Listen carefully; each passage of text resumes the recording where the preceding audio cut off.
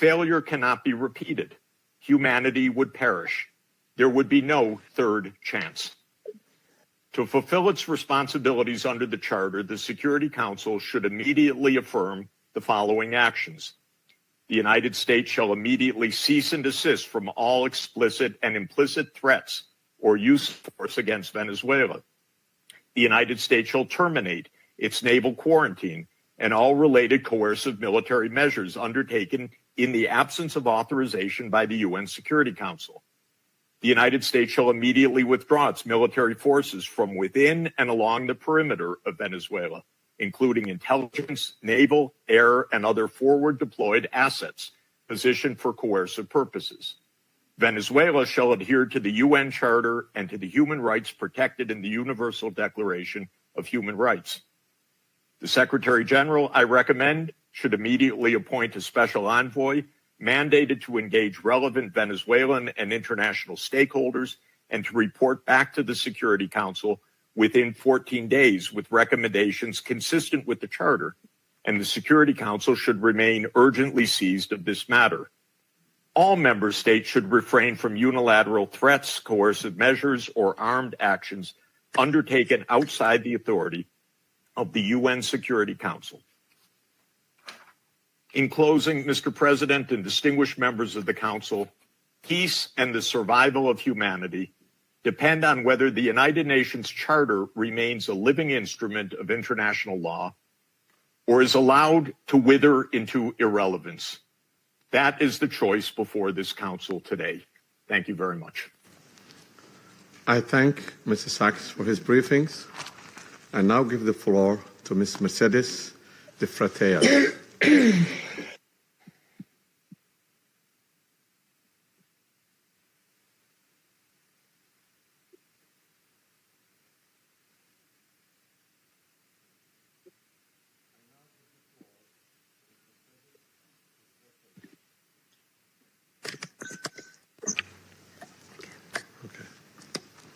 My apology. I now give the floor to Ms. Mercedes de Freitas. Good morning. I speak in Spanish. Please give the translation. Good morning, ambassadors, representatives of states and governments. Thank you very much for giving me this opportunity to speak. Can you hear me? Can you hear me? We can hear you. Excuse me? Yes, we can hear you. Good morning. I speak in Spanish. Buenos días, señores embajadores. Good morning, ambassadors, representatives of heads of state and government. Thank you to enable me to tell you something about Transparency Venezuela, the work that we have been doing.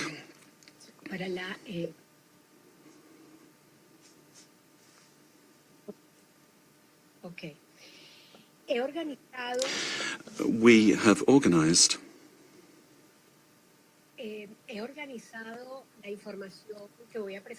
I've organized some information I'm going to put forward to you in 5 points.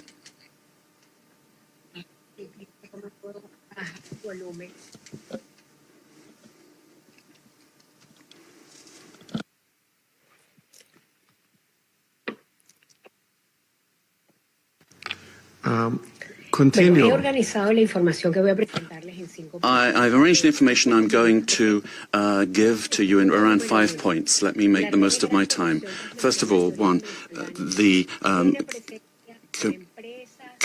corruption in Venezuela is seen in 73 countries of the world. We have organized, we've seen hundreds of cases that we have documented over the years, more than 500, 600 cases in various countries.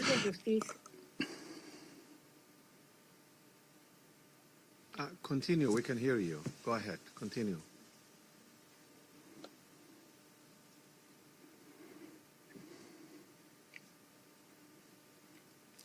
Can you hear us? We can hear you. Can you hear us?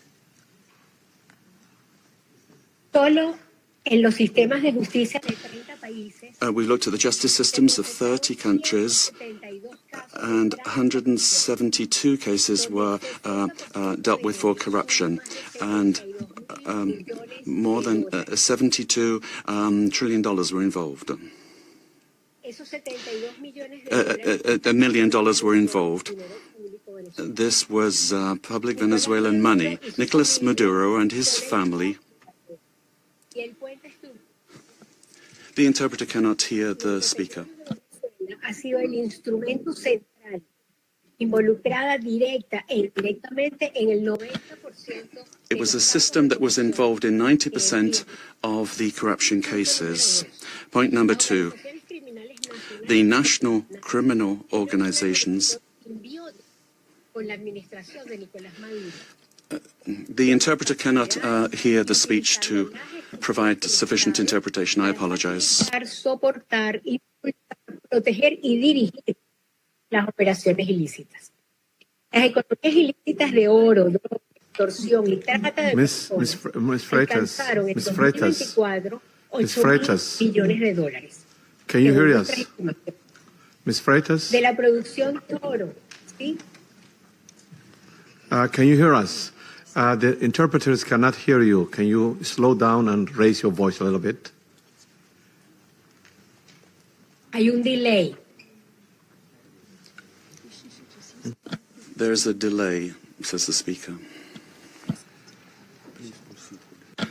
The problem the interpreter is having is with the quality of the sound, which is insufficient for interpretation. It's not the speed.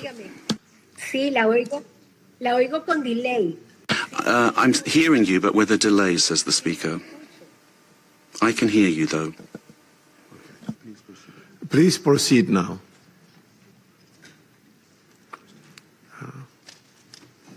Okay, perfecto. Very well.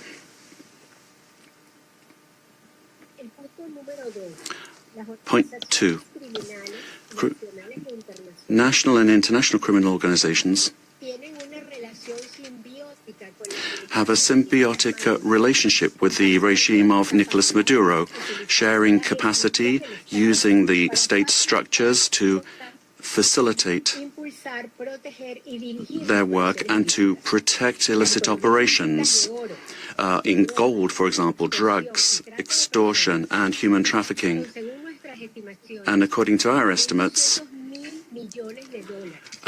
this accounts for about $8 billion. Gold, for example, only 20% is reported to the National Treasury. The rest goes to private accounts where there are members and allies with the government.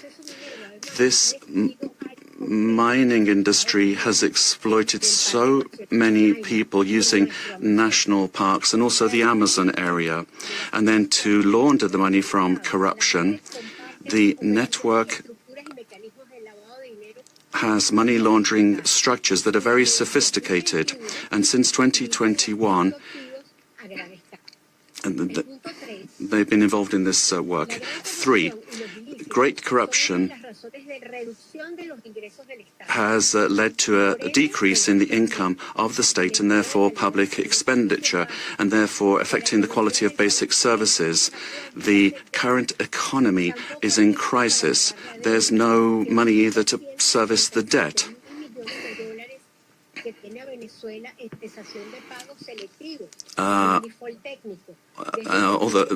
Venezuela has been in technical default since 2017. We owe more than $15 million. 4, Venezuelans have had to learn to live with just a few hours of electricity per day in very many parts of the country. And we've learned to protect ourselves from daily extortion from the armed Colombian groups or the organized crime groups, but also elements of the state. So many families only have one meal per day, below the calories that they need, affecting their nutrition, which is getting worse day by day. Humanitarian programs are not sufficient.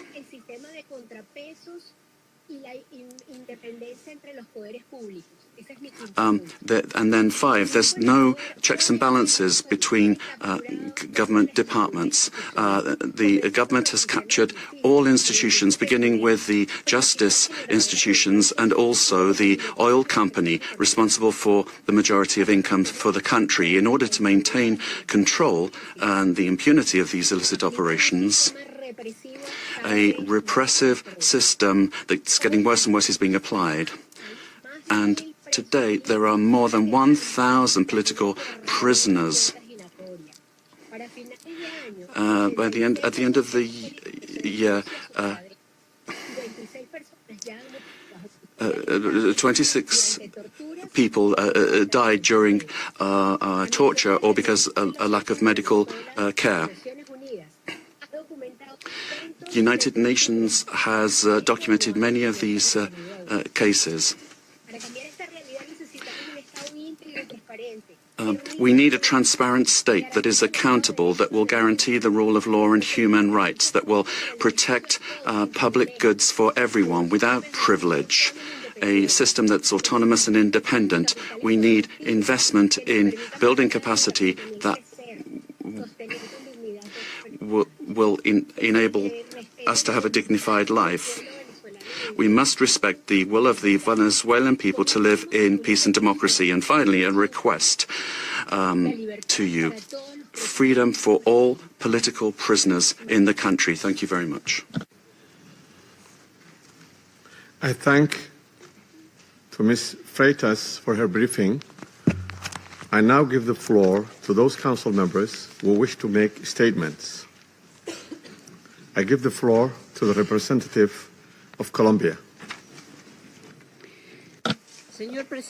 Mr. President, Colombia would like to thank Somalia in your quality as President of the Security Council for having quickly responded to our request to convene this emergency meeting, as well as thanking China and Russia for their support for holding of this meeting. And we wish you, Mr. President, a successful month managing the work of the Council at a particularly delicate time for international peace and security. I'd also like to thank Under-Secretary-General for Political Affairs and Peace Building of the United Nations and the invited briefers. We thank them all for their briefings. This is the first time Colombia is taking the floor in the Security Council as a non-permanent member for the period 2026-2027. Colombia is taking on this responsibility with a deep sense of duty, and we are going to do this from the first day, defending international law and the purposes and principles enshrined in the United Nations Charter. International peace and security, the peaceful settlement of disputes, the prohibition of the use of force, sovereign equality, respect for the territorial integrity and political independence of all states. Colombia condemns categorically the events that occurred in the early morning of the 3rd of January in Venezuela, where we saw multiple explosions and air activity over Caracas and other areas of the country as part of a military attack carried out by the United States, which included bombings of civilian and military infrastructure, creating panic amongst the population. All of this represents clear violations of the sovereignty, political independence, and the territorial integrity of Venezuela. There is no justification whatsoever under any circumstances for the unilateral use of force to commit an act of aggression. Such actions constitute a serious violation of international law and the United Nations Charter, including the prohibition on the use or the threat of the use of force, the principle of the respect for sovereignty and the full authority of states over their territory, including their natural resources, the territorial integrity of states and the principles of collective defense, particularly when they directly endanger the population and civilian assets. Defending these principles is not an option. Indeed, it's a common obligation that we have in order to preserve international peace and security. We need to remember that the provisions of the Charter allow for the use of force only under exceptional circumstances, in legitimate defense in the face of an armed attack, or when there is an express authorization by this Council in accordance with Chapter 7. And even in those cases, this does not amount to assuming political control of another state. In this regard, we reject any unilateral military action, any act that could worsen the situation or endanger the civilian population, and we would call for a de-escalation and non-resort to the use of force, which endangers people finding themselves in this delicate situation. They must be the absolute priority. We have learned from our experience that the civilian population is always the one that pays the highest price in armed conflict. Mr. President, Latin America and the Caribbean have proclaimed themselves to be a zone of peace, and this collective commitment and will of our region must be respected. Unilateral action that is contrary to international law endangers regional stability, increases insecurity, and worsens the already complex conditions being faced by the civilian population, with devastating effects that will transcend the sovereign borders of Venezuela to have a direct impact on countries of the region, such as Colombia. In order to act preventively, Colombia has engaged in measures to protect the civilian population and preserve the stability of the border, addressing the possible needs of the population, particularly the migrant population, in coordination with local authorities. Colombia has been and will continue to be show solidarity in receiving the Venezuelan people who, given the uncertainty created by these attacks, this may lead to a massive outflow of migration, which will require significant efforts in terms of resources and capacities to provide the necessary support and assistance to those areas affected by taking in the migrants. Mr. President, these actions that we have seen remind us of the worst interference in our area in the past, in our zone of peace. And it calls to mind the commitment that we have as states to resolve our differences peacefully through dialogue and negotiation or other forms of peaceful settlement, in full accordance with international law and with its instruments to which we have subscribed at the hemispheric and regional levels, such as the Charter of the Organization of American States. It's also important to understand the dimension of this situation for international peace and security beyond our region, particularly when a permanent member of the Security Council takes the decision to use force and assume control unilaterally of another sovereign state, with the aim, amongst other things, of taking its natural and strategic resources. This is very worrisome for the international community, the international order that was established after the Second World War, and flagrantly violates international law and is in clear contradiction with the United Nations Charter and the very goal for which this council was created. If a country, and particularly a country that is a permanent member of this council, disregards international law that we designed in San Francisco, what then is the role of this council, and where are the foundations for international peace and security? We are accepting that the law and the interests of the strongest prevail over multilateralism and over agreements that we have forged with dialogue and diplomacy in this very chamber. Democracy cannot be promoted or defended through violence or coercion, and it cannot be superseded either by economic interests. Democracy can only be built and sustained through respect for the will of peoples, the reaffirmation of the rule of law, through political dialogue and peaceful and inclusive processes. Venezuela deserves to live in peace, in democracy, prosperity and dignity, with a government that is defined in sovereignty by no one else than the Venezuelan people and their institutions. This is why Colombia has reiterated its call to open up paths for democracy in Venezuela through specific popular decisions being taken. The importance of preserving peace, respect for international law and the protection of life and human rights must prevail over anything else. Colombia reaffirms its conviction that working tirelessly under these principles in our new role as a non-permanent member of the Security Council is what we plan to do, and we make ourselves available, good offices available for a diplomatic way out of the current crisis in this brotherly country.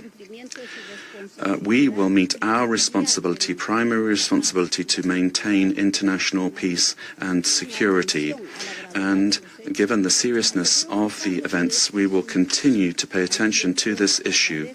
And we'd also like to thank the Secretary-General of the United Nations for providing his good offices to defend the purposes and principles of the United Nations Charter, to activate channels for mediation available to him and facilitate dialogue with the parties concerned, looking in the search for alternatives that will make it possible to find a way out of the situation led by Venezuelans themselves and provide assistance to Venezuelans that need this. In conclusion, we'd urge the parties to exercise maximum caution and restraint, to de-escalate tensions and to follow dialogue and diplomatic channels and develop mechanisms to avoid continued flagrant violations of international law. This will require the help of the United Nations and of regional organizations. Thank you very much, Mr. President. I thank the representative of Colombia for her statement and now give the floor to the representative of Russian Federation.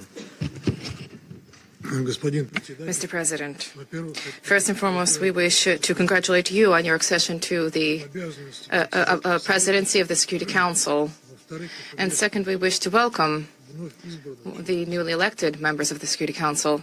The beginning of this new year shocked all of those throughout the world who cherish the hope that respect for international law and non-intervention in domestic affairs of other states, as well as a reliance upon diplomacy and seeking of compromise, became key principles in the work of the new U.S. administration.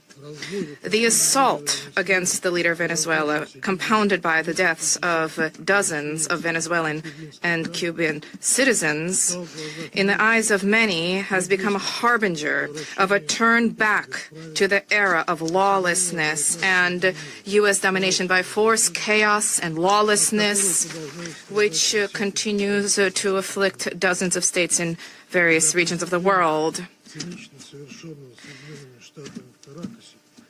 There is no and can be no justification for the crimes cynically perpetrated by the United States in Caracas. We firmly condemn the U.S. act of armed aggression against Venezuela in breach of all international legal norms. In connection with the confirmed reports about the presence of the abducted president of Venezuela, Nicolás Maduro, and his spouse in the United States, today, as we are aware, they are in New York. We call upon, corrects the Speaker, the U.S. leadership to immediately release the legitimately elected president of an independent state and his spouse. Any problems existing or conflict between the United States and Venezuela need to be resolved through dialogue. And this is precisely what is enshrined in the UN Charter, the purposes and the principles of which a number of states in recent years have begun to apply selectively, depending upon the political landscape. Today, we are reaping the consequences of their recklessness and selectivity in matters related to respect for the norms of international law, which were linked to the so-called rules-based world order. Here is your rules-based world order in all of its glory, which is horrifying even the staunchest Atlanticists. Mr. President, we extend our firm solidarity with the people of Venezuela in the face of the external aggression. We firmly support and completely support the policy of the Bolivarian government, which is geared towards protection of their national interests and the sovereignty of the country. Washington's aggressive acts have already been condemned by many states and multilateral associations, including the Non-Aligned Movement, the African Union, as well as a group of friends in defense of the Charter of the United Nations. We hope that the international banditry will immediately be met with objective and comprehensive assessment at the international legal level with United Nations, universal mechanisms, and other multilateral formats being brought to bear.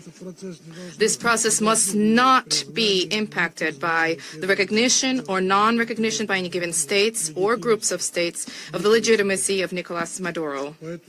For this reason, unintelligible murmurings and attempts to avoid principled assessments by those who, in other circumstances, froth at the mouth and demand that others respect the UN Charter, today seem particularly hypocritical and unseemly. We hope you will recognize this, and we hope that you will abandon double standards and that you will not attempt to justify such an egregious act of aggression due to a fear of angering the American global gendarme, which is attempting to once again rear its head.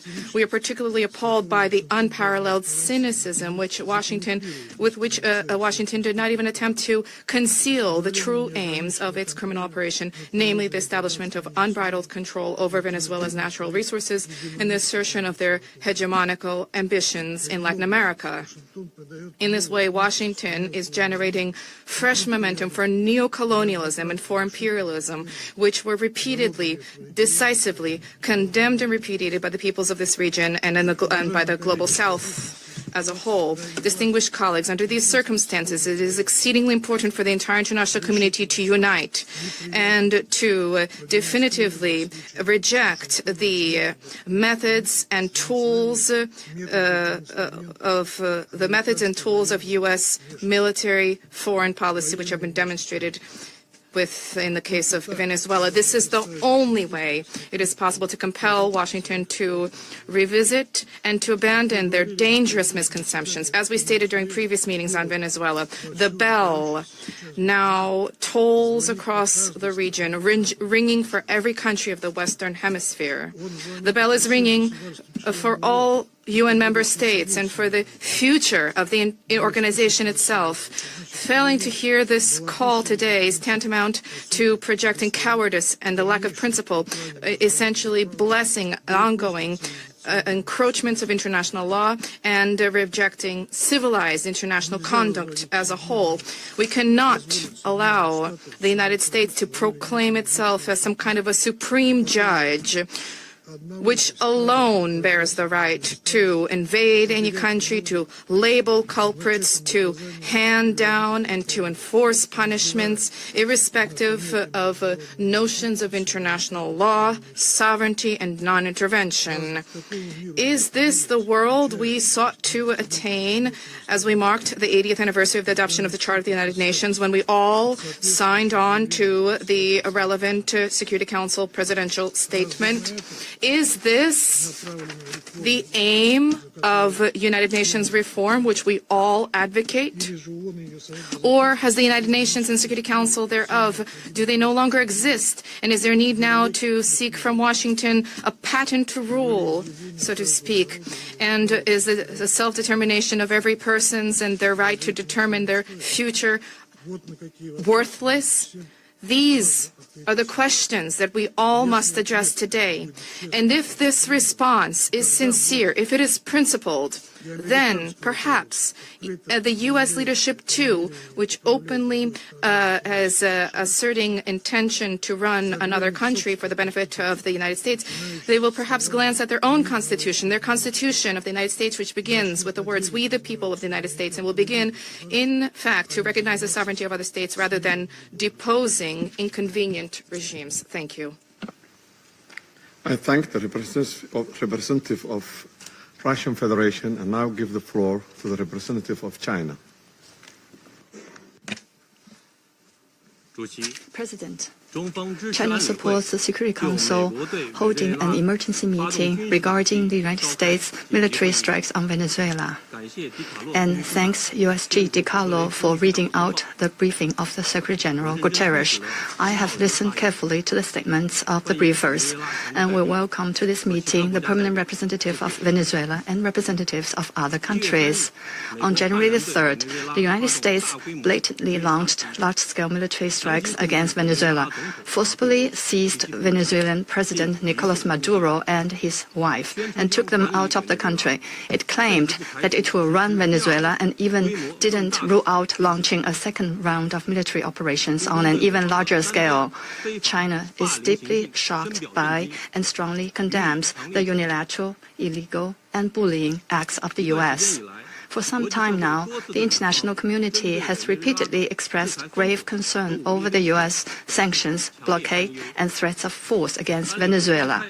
The Council convened 2 emergency meetings, during which Secretary-General Guterres, many Council members, and countries in the region and beyond unanimously called for abiding by the UN Charter and the international law, maintaining calm and restraint, resolving disputes peacefully, de-escalating tensions, and safeguarding regional stability. However, as a permanent member of the Council, the U.S. has disregarded the grave concerns of the international community, wantonly trampled upon Venezuela's sovereignty, security, and legitimate rights and interests, and seriously violated the principles of sovereign equality, non-interference in internal affairs, peaceful settlement of international disputes, and the prohibition of the use of force in international relations. These principles constitute the fundamental tenets of the UN Charter and form the cornerstone of maintaining international peace and security. The U.S. has placed its own power above multilateralism and military action above diplomatic efforts, posing a grave threat to peace and security in Latin America and the Caribbean, and indeed internationally. China firmly opposes this, and the international community has also expressed widespread grave concern and strong condemnation.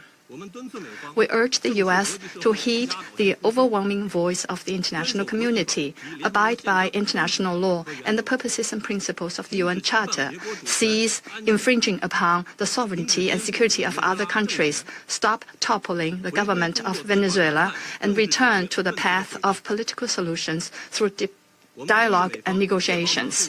We call on the U.S. to ensure the personal safety of President Maduro and his wife and to release them at once. We support the Council in fulfilling its primary responsibility to maintain international peace and security, and we support all efforts by the UN Secretary-General, regional countries, and organizations that contribute to promoting dialogue and de-escalating the situation. President, the lessons of history are a stark warning. Military means are not not the solution to problems, and the indiscriminate use of force will only lead to greater crisis. The U.S. bypassed the Council to launch military operations against Iraq, blatantly attacked Iran's nuclear facilities, and imposed economic sanctions, military strikes, and even armed occupations on multiple countries in Latin America and the Caribbean. These actions have caused persistent conflict, instability, and immense suffering for the ordinary people. Did these actions bring peace and stability? Did they bring development and prosperity? The international community sees this clearly. Venezuela is an independent sovereign state with every right to defend its sovereignty and national dignity. Countries in Latin America and the Caribbean are important forces in maintaining world peace and stability and promoting global development and prosperity, and they have every right to independently choose their development paths and partners. No country can act as the world's police, nor can any state presume to be the international judge. China firmly supports the government and people of Venezuela in safeguarding their sovereignty, security, and legitimate rights and interests. We firmly support the regional countries in upholding the status of Latin America and the Caribbean as a zone of peace. We demand that the United States change its course, cease its bullying and coercive practices, and develop relations and cooperation with regional countries on the basis of mutual respect, equality, and non-interference in international affairs. China stands ready to work with the regional countries and the international community to strengthen solidarity and cooperation, uphold fairness and justice, and jointly safeguard peace and stability in Latin America and the Caribbean. I thank you, President. I thank the representative of China for the statement and now give the floor to the representative of Liberia. Thank you, Mr. President. I have the honor to deliver this statement on behalf of the A3 members, namely the Democratic Republic of Congo, Somalia, and my own country, Liberia. We thank the Presidency for promptly convening this important meeting. We congratulate Somalia on assuming the presidency of the Security Council this month and warmly welcome all new members. The A3 appreciates USG DiCarlo's comprehensive briefing and listened carefully to the remarks offered by civil society representatives.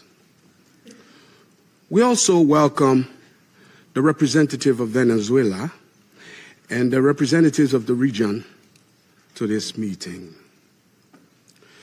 Mr. President, the A3 aligns itself with the recent communique of the African Union on the situation in the Bolivarian Republic of Venezuela and continues to monitor developments there with deep concerns.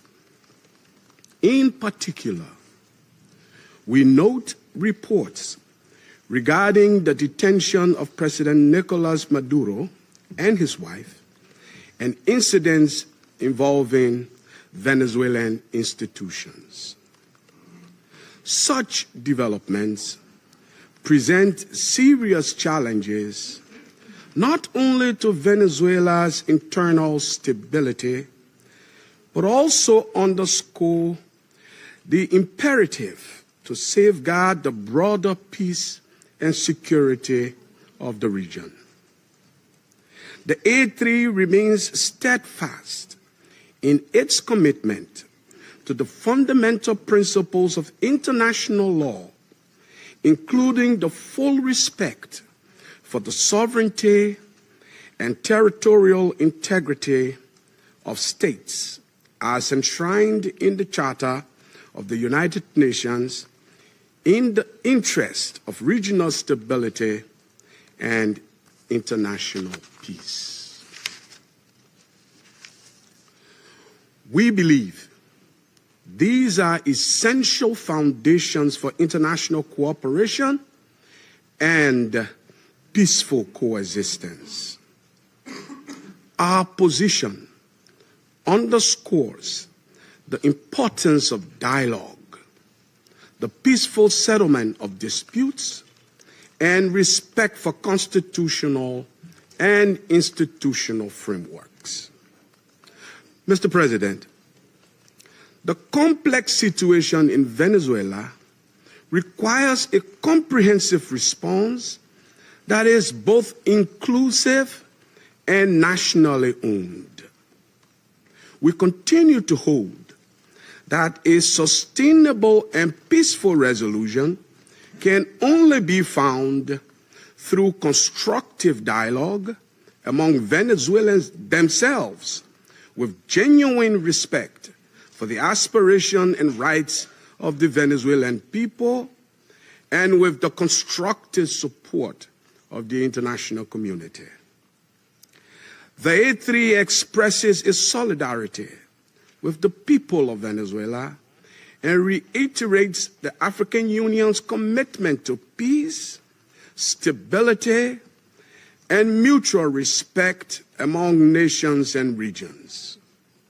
It's important for all parties, both within Venezuela and in the broader international community, to exercise restraint and responsibility, upholding international law and avoiding any action that could escalate tension or threaten regional stability. The A3 stands ready to support all efforts within this Council and in cooperation with regional partners to facilitate a peaceful, inclusive, and lasting resolution to the situation in Venezuela. I thank you. I thank the representative of Liberia for the statement and now give the floor to the representative of the United States. Mr. President, thank you for chairing. And I particularly want to thank you, Mr. Freitas, for your briefing.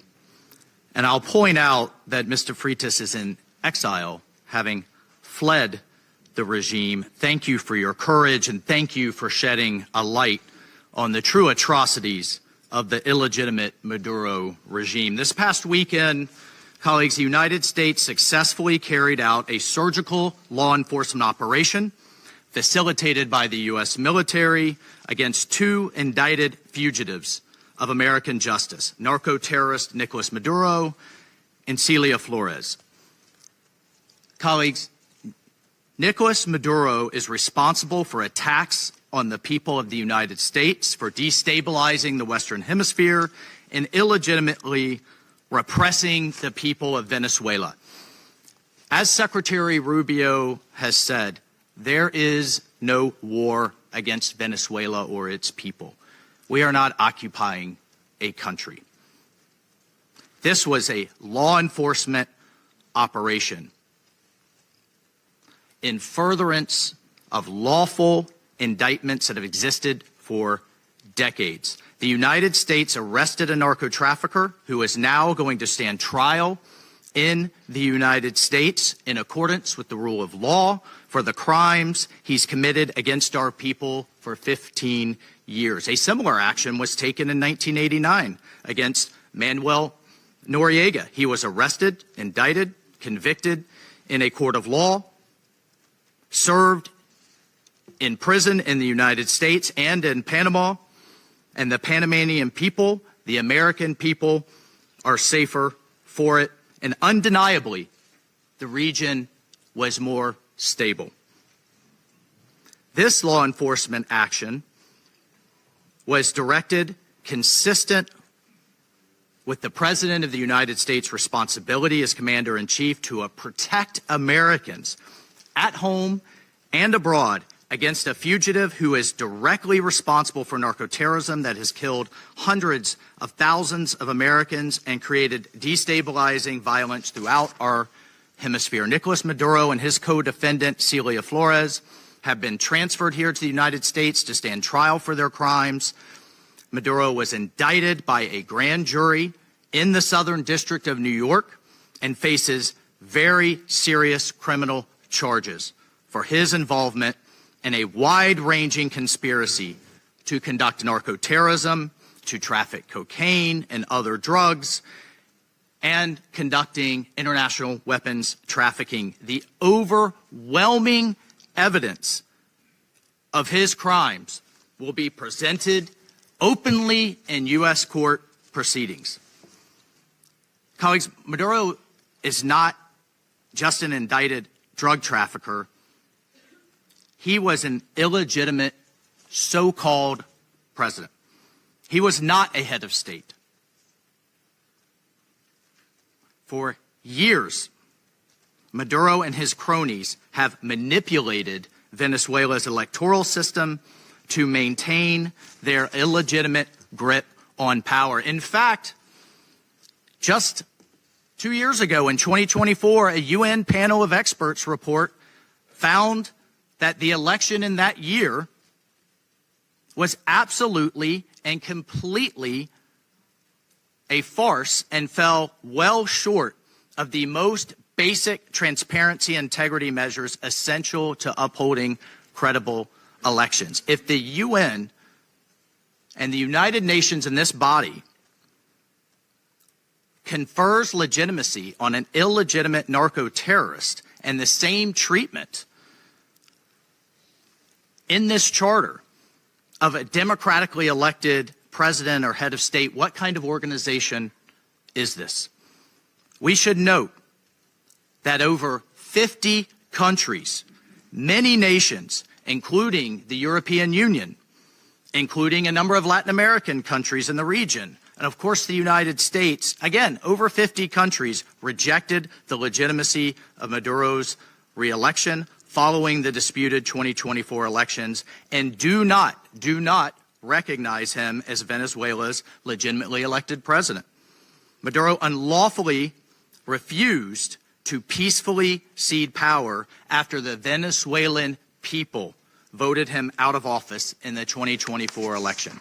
So therefore, Maduro was a fugitive from justice. He is the head of a vicious foreign terrorist organization, Cartel de los Soles.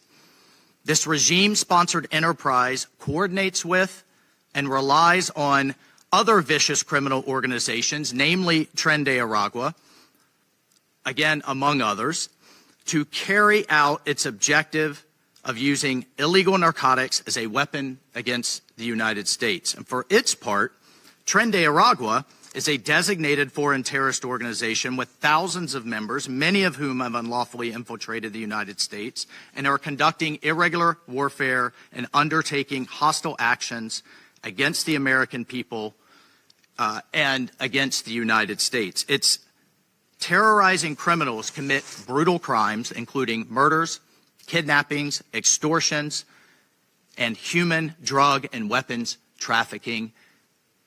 This administration, President Trump, will not stand for it. In fact, in March of 2025, President Trump declared that Tren de Aragua is quote, Tren de Aragua is undertaking hostile actions and conducting irregular warfare against the territory of the United States, both directly and at the direction, clandestine or otherwise, of the Maduro regime in Venezuela. Maduro and his cronies have partnered with some of the most violent and prolific drug traffickers and narco-terrorists in the world for decades, facilitating the flood of illegal drugs coming in the United States, estimated to be several hundred tons annually. He has become rich, incredibly wealthy, off the misery of untold numbers of Americans, Venezuelans, and others, aiding and abetting international terrorist organizations like Hezbollah, coordinating with corrupt Iranian officials and other malign actors to influence not only the region, but to malignly influence the United States. In fact, in its own 2025 World Drug Report, the United Nations Office on Drugs and Crime identified Venezuela as a key trafficking route in the Western Hemisphere the illegal drugs, predominantly cocaine, entering the United States and increasingly Europe. As Secretary Rubio stated just yesterday, this is the Western Hemisphere. This is where we live. And we're not going to allow the Western Hemisphere to be used as a base of operation for our nation's adversaries and competitors and rivals of the United States. You can't turn Venezuela into the operating hub for Iran, for Hezbollah, for gangs, for Cuban intelligence agents, and other malign actors that control that country. You cannot continue to have the largest energy reserves in the world under the control of adversaries of the United States, under the control of illegitimate leaders, and not benefiting the people of Venezuela, and stolen by a handful of oligarchs inside of Venezuela. But it doesn't stop there. Numerous UN and international human rights organizations have issued reports documenting serious human rights abuses by the Maduro regime, including reports of extrajudicial killings, political prisoners, torture, and arbitrary and unlawful detentions. In fact, over 8 million Venezuelans have fled the country, destabilizing their neighbors in the region and creating the world's largest refugee crisis. Members of this council, colleagues, the United States wants a better future for Venezuela. We believe a better future for the people of Venezuela and for the people of the region and the world is stabilizing the region and making the neighborhood that we live in a much better and safer place. And this is why millions of Venezuelans that have fled this brutal regime are celebrating and cheering around the world as this body pontificates. Including, those celebrating are including in my home state of Florida, where hundreds of thousands of Venezuelans have fled this regime's brutality.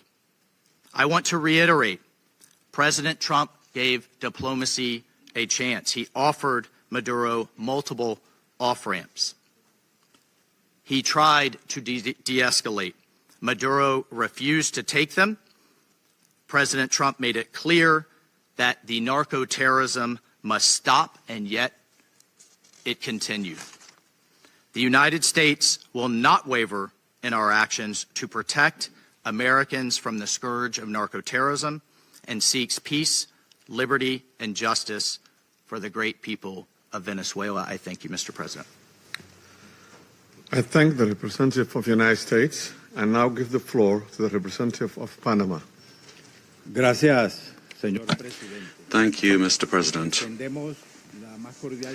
We'd like to extend a warm welcome to the representatives of Bahrain, Colombia, Liberia, Latvia, and the Democratic Republic of Congo, and who have joined the Security Council as elected members and who are joining us today in the chamber. And we congratulate Somalia on assuming the presidency of the Security Council this month. We'd like to thank Under Secretary-General for Political Affairs, Rosemarie DiCarlo, for her detailed report representing Secretary-General António Guterres. She's briefed us on the situation under discussion today. We're also very grateful for the very valuable presentations by Mr. Jeffrey Sachs and Ms. Mercedes de Freitas.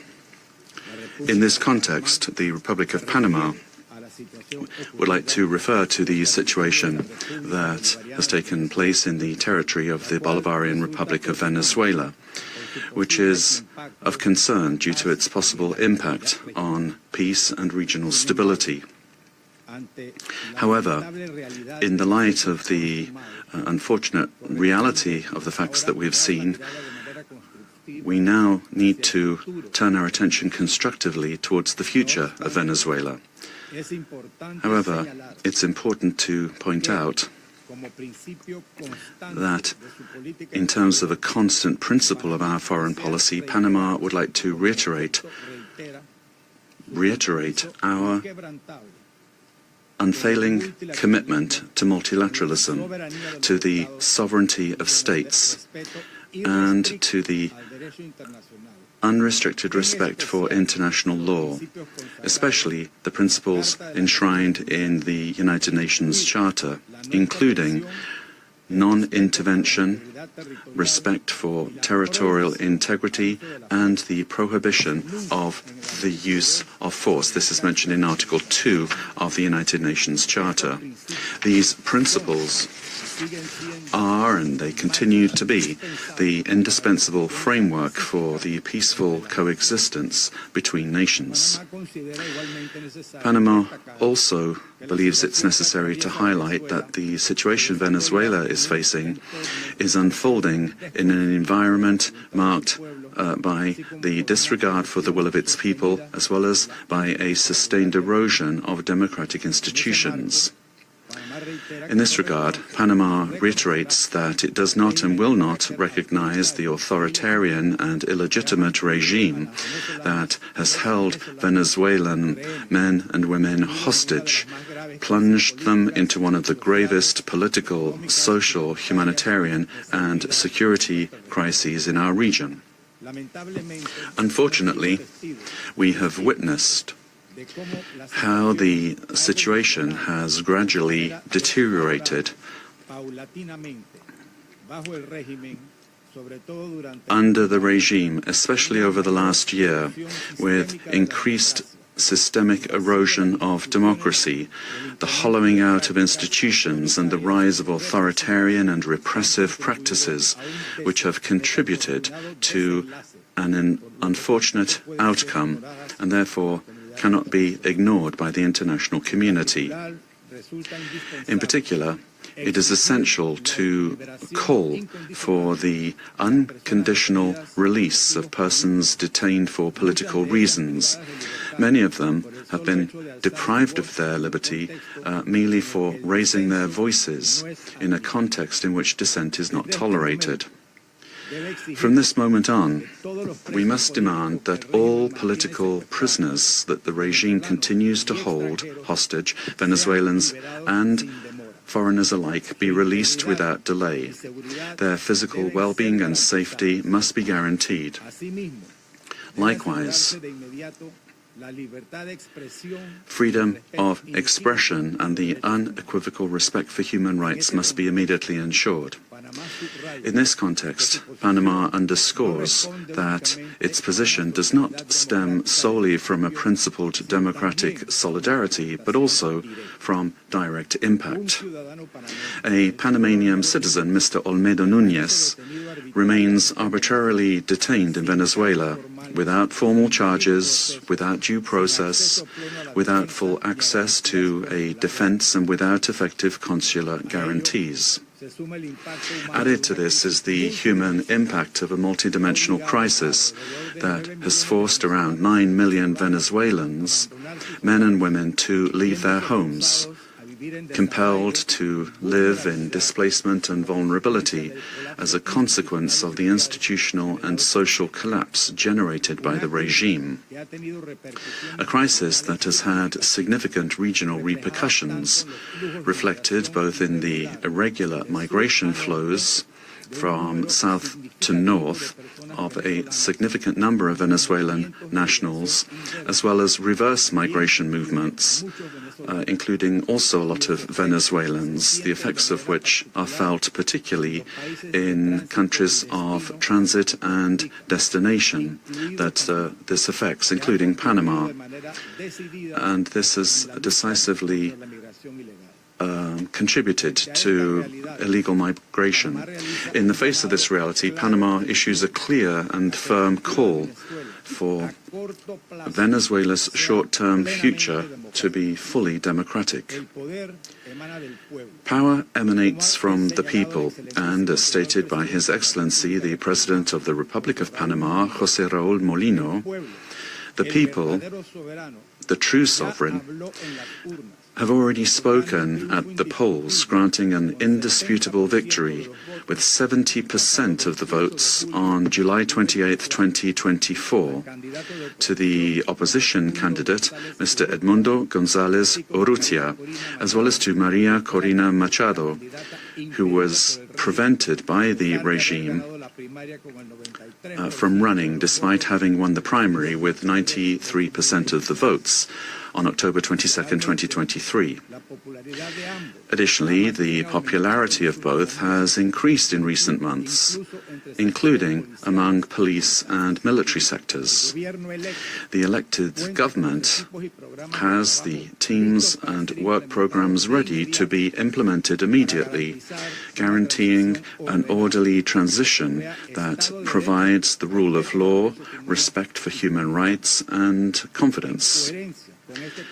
In line with this commitment, Panama proudly safeguards the electoral records that reliably certify said victory as testimony to the inalienable right of the Venezuelan people to determine their own political destiny. Recognizing any authority other than that of the elected president would amount to legitimizing electoral fraud, normalizing authoritarianism, and undermining the universal principle of free elections as the source of legitimacy. Likewise, any attempt to establish a permanent government headed by figures from the repressive apparatus, such as Delcy Rodriguez, would constitute continuity of the system and not a genuine transition.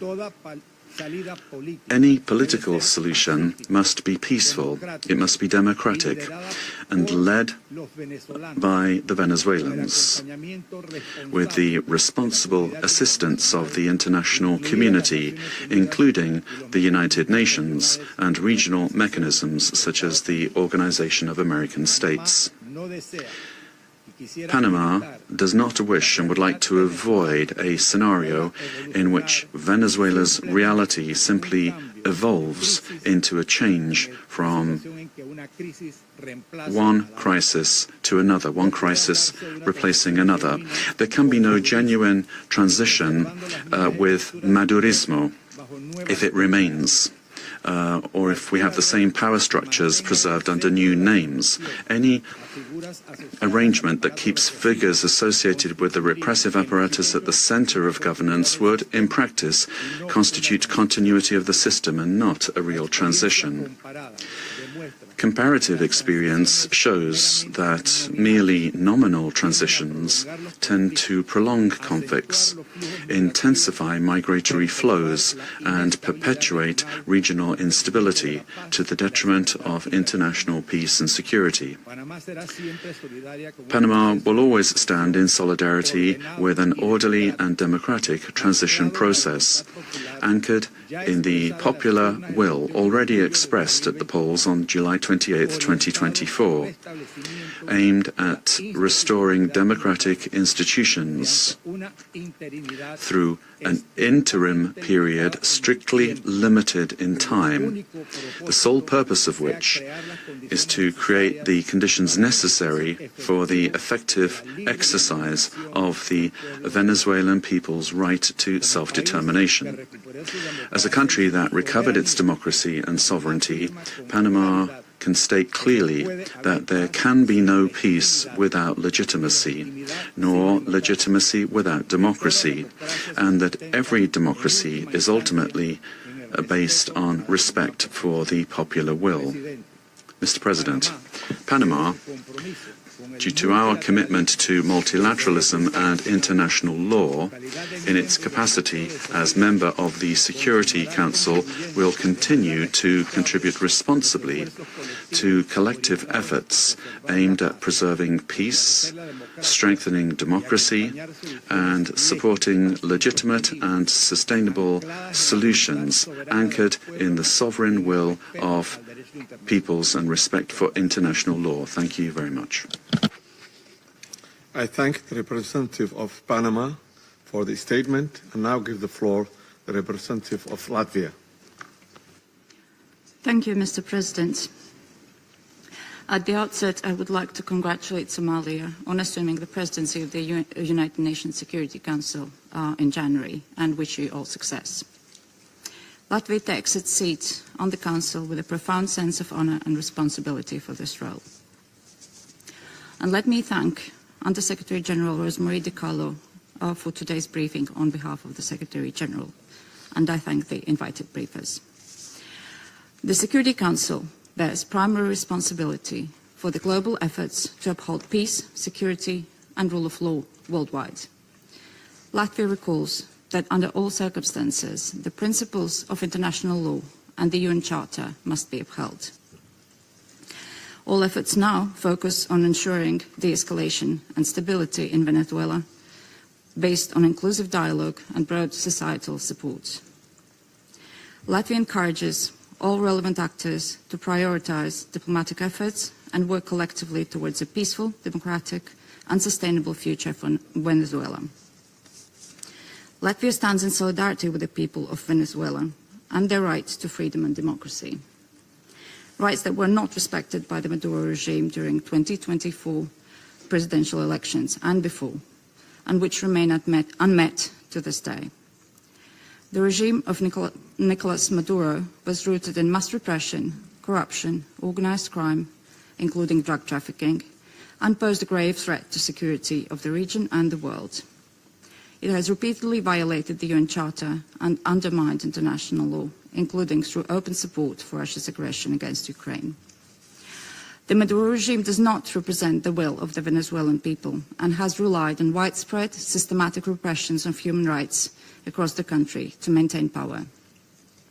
8 million Venezuelans have been forced to flee the country since 2014. Latvia also remains committed to working jointly together with partners to counter global transnational organised crime networks, including in Latin America and Caribbean. Such criminal activities place the lives of countless people at grave risk, particularly women and children. Addressing these challenges requires sustained cooperation in full respect of international law.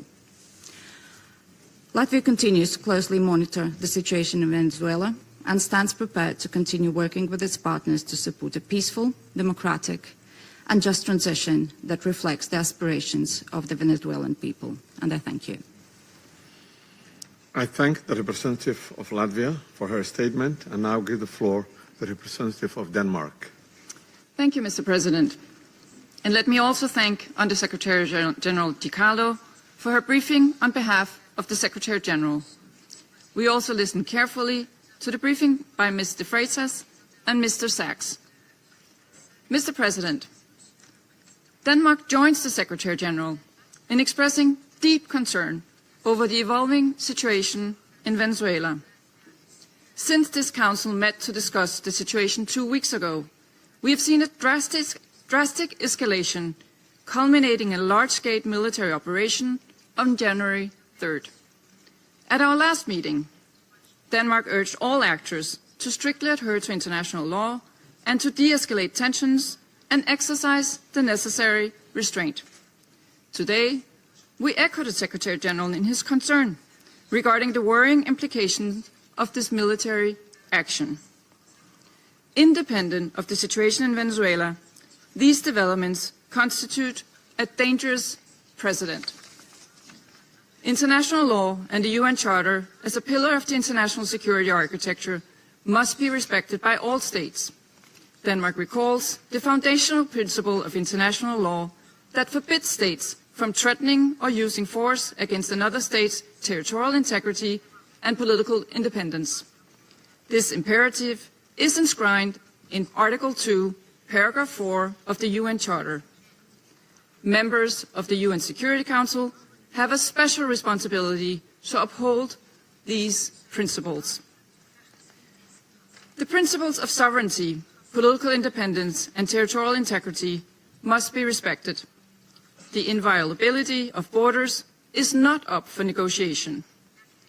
These are universal, sacrosanct principles enshrined in international law. They apply everywhere. Mr. President, once again, Denmark calls on all parties to urgently de-escalate tensions that could threaten peace and stability in the region and beyond. International disputes should be settled by peaceful means, as stated in the UN Charter.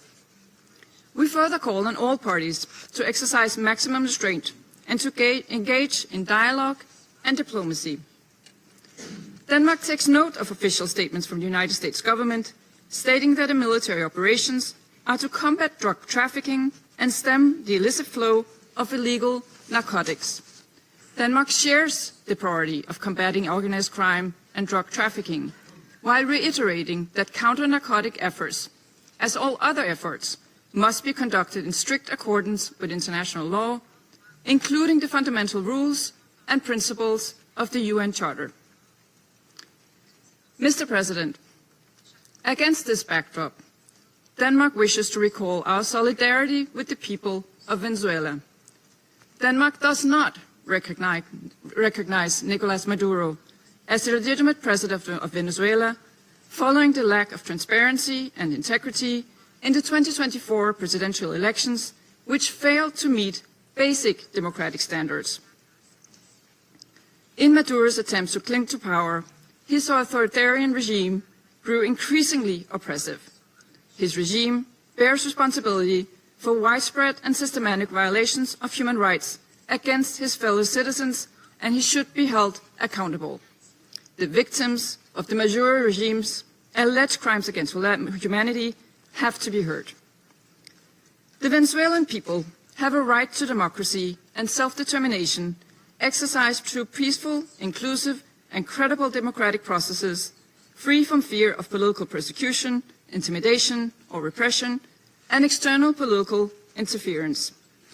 This includes the rights of Venezuelans alone to determine their political, economic, and social future, without coercion, pressure, or manipulation by external actors.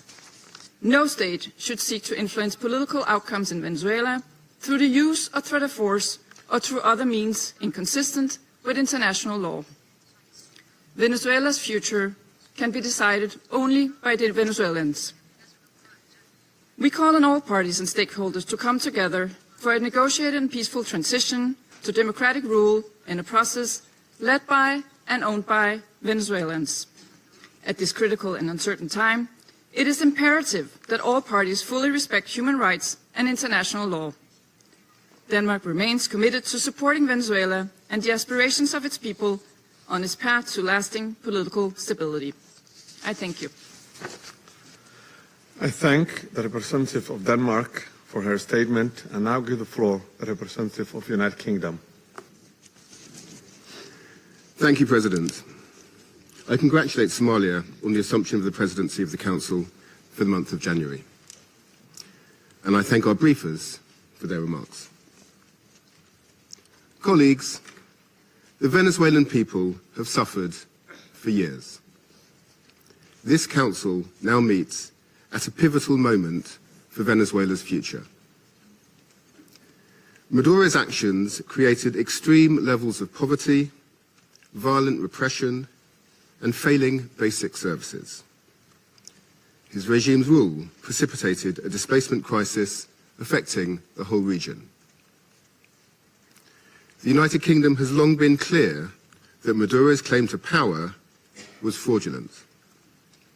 To date, Venezuela's National Electoral Council has failed to publish the full results of the July 2024 presidential elections, and independent domestic and international reports also observed significant irregularities and a lack of transparency.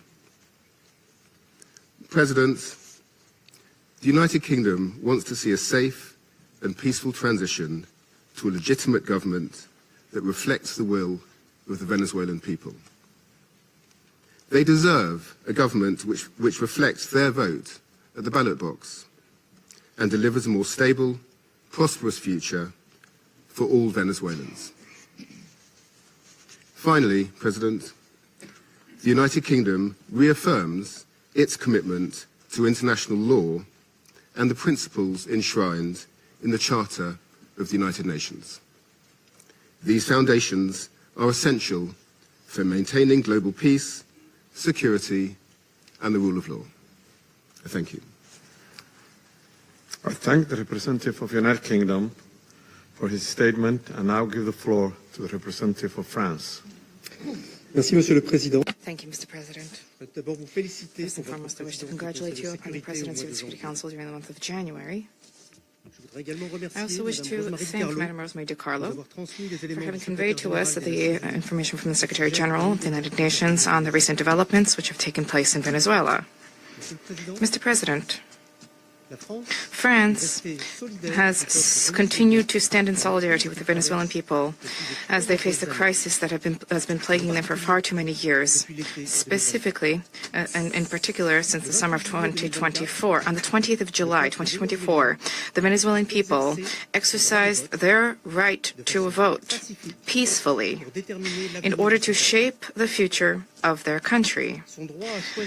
Their right to choose their leaders, nonetheless, has been stripped away from the people by Nicolás Maduro. Must we recall the facts? The electoral process has been was marred by numerous irregularities, and the final counting of votes was marred by a flagrant lack of transparency. In light of the democratic aspirations of the Venezuelan people, Nicolás Maduro has systematically responded with the repression of dissident voices, of members of the opposition, and of civil society, as well as with numerous arbitrary detentions. France has always expressed itself with clarity about the fact that these practices are unacceptable and that respect for human rights must be upheld. Mr. President, the military operation which has led to the capture of Nicolás Maduro runs counter to the principle of peaceful dispute resolution and runs counter to the principle of non-use of force. The proliferation of violations of the Charter of the United Nations and the violations of international law by states vested with responsibility as permanent members of the Security Council chips away at the very foundation of the international order. Contravening the principles of the Charter, including the principle of respect for independence and the territorial integrity of states, undermines the foundation of the United Nations and weakens international peace and security. France remains faithful and committed to respect for the Charter of the United Nations and of the principle of peaceful dispute resolution. We have an obligation to uphold these principles at all times and in all places. Respect for these principles is indispensable. Mr. President, France wishes to reiterate our commitment to respect for the will of the Venezuelan people. The transition which is currently being opened up for Venezuela needs to be peaceful and democratic and carried out in a manner which respects the choice of the Venezuelan people, a sovereign people.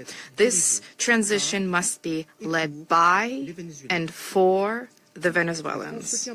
France stands ready, alongside states in the region and our partners at the European Union, to uphold dialogue with a view to the restoration of the free, democratic expression in Venezuela. We stand ready to support regional stability. This also needs to be the role of the Security Council. Thank you. I thank the representative of France for the statement and now give the floor to the representative of Bahrain. Mr. President, I wish to take this opportunity to congratulate first and foremost the Federal Republic of Somalia on its presidency of the Security Council during this month of January. We wish you every success. We also wish to take this opportunity to thank delegations whose mandate at the Council ended, namely Algeria, Guyana, the Republic of Korea, Sierra Leone, as well as Slovenia. We wish to thank them for their significant contributions to the attainment of the goals and the mission of the Council. I also wish to thank Madam Rosemary DiCarlo, Undersecretary-General for Political and Peace-Building Affairs, for her valuable briefing related to the latest developments which have taken place in the Bolivarian Republic of Venezuela, and I wish to thank other briefers as well. We appreciate the reaffirmation by His Excellency the Secretary-General of the United Nations, reaffirmation of the commitment to the fundamental principles of the Charter of the United Nations, a commitment to the peaceful diplomatic resolution of disputes. The Kingdom of Bahrain supports the call of the Secretary-General for all stakeholders in Venezuela to engage in inclusive dialogue which guarantees respect for international law, and this in order to ease tensions, to preserve regional stability, and to avoid any potential adverse repercussions for security and stability in the region. The Kingdom of Bahrain also extends its support for efforts undertaken at the regional and international levels in order to reduce tensions and to enhance diplomatic means in order to provide for international peace and security. The Kingdom stresses the importance of the promotion of international cooperation in order to support all regional and international efforts which are geared towards combating international organized crime, trafficking in drugs, as well as scourges which are related to this. This undermines the stability of societies, undermines achievement of sustainable development. Therefore, these issues need to be dealt with in accordance with international relevant conventions. By way of conclusion, the Kingdom of Bahrain reaffirms our support for regional and international efforts to achieve a political lasting solution in the Bolivarian Republic of Venezuela. This needs to be achieved through regional cooperation and with respect for national sovereignty. The goal is to provide for security and stability in Venezuela, to avoid risks of conflict and division, to protect civil peace, and to contribute to the preservation of regional security and stability, as well as international peace and security. Thank you, Mr. President. I thank the representative of Bahrain for the statement and now give the floor to the representative of Pakistan. Thank you, Mr. President. Allow me to begin by congratulating Somalia on its assumption of the presidency for this month and assuring you of my delegation's full support and cooperation. We welcome the new members joining the Council. I thank Under-Secretary General Rosemary DiCarlo for reading out the remarks of the Secretary General and the valuable briefing. We also take note of the views shared by Mr. Jeffrey Sachs and Ms. Mercedes de Freitas. I welcome the participation of the permanent representative of Venezuela alongside the representatives of other countries from the region and beyond in the meeting. Mr. President, Pakistan views the recent developments in Venezuela with profound concern. In a world already beset by multiple crises, escalating tensions and instability in the Caribbean do not augur well for regional and international peace and security. The UN Charter enjoins us to refrain from the threat or use of force against the territorial integrity or political independence of any state. The UN Charter also binds member states to sovereign equality, non-interference in the internal affairs of others, and settlement of international disputes by peaceful means. Unilateral military action contravenes these sacrosanct principles and the doctrine of sovereign immunity. Such actions set dangerous precedents that risk eroding the foundations of the global legal framework. They also fuel instability, which, as history has shown time and again, can lead to unpredictable and uncontrollable outcomes for years to come. Mr. President, at this critical juncture, the path forward must be one of dialogue and diplomacy. Durable solutions to political differences can only be found through peaceful means, with full respect for the will of the Venezuelan people, free from any external interference.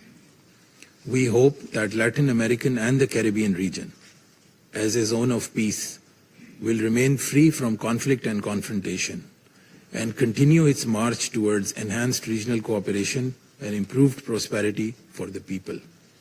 We urge all parties to exercise maximum restraint, de-escalate tensions, pursue peaceful coexistence, refrain from any actions that could exacerbate the volatile situation, and engage in dialogue, including by utilizing the sincere offers of mediation.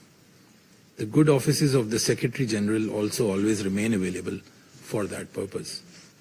Lastly, Mr. President, I affirm Pakistan's commitment to contributing constructively to the discharge of the Security Council's primary responsibility for addressing the threat to international peace and security by diffusing tensions, promoting Pacific settlement, and upholding respect for international law and the UN Charter. Peace and stability of Venezuela and the welfare and prosperity of its people, with full ownership, must be the overriding objective of all efforts. I thank you.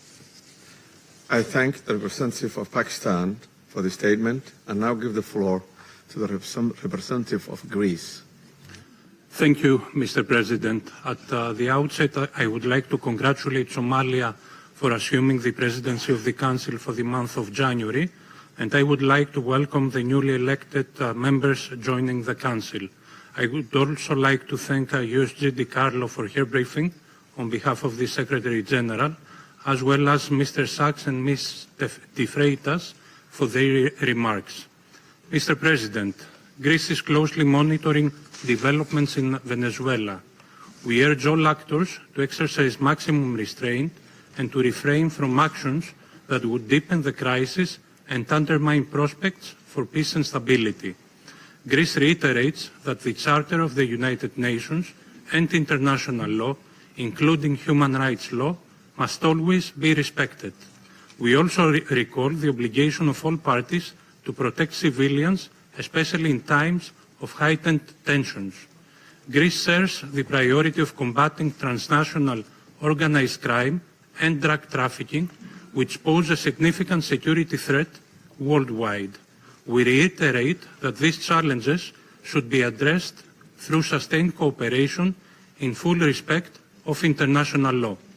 Mr. President, Greece firmly believes that dialogue and diplomacy are the only viable tools for a peaceful transition and a sustainable resolution of the crisis. We join the Secretary-General in encouraging all actors in Venezuela to engage in inclusive and meaningful dialogue in full respect of human rights, democratic principles, and the rule of law. We have long been clear that Nicolás Maduro's and illegitimate president's claim to power lacks legitimacy. Greece has not recognized the results of the rigged elections of July 28, 2024, and has always supported initiatives aimed at achieving a democratic solution for Venezuela. We stand firmly with the people of Venezuela in their pursuit of a democratic future, and we express the hope that the recent events will lead to this effect. The voices of all Venezuelans need to be heard, and they deserve governance that reflects their will through peaceful and inclusive processes. In this spirit, we will continue to support efforts aimed at achieving a peaceful, negotiated transition that ensures the will of all Venezuelans is fully respected.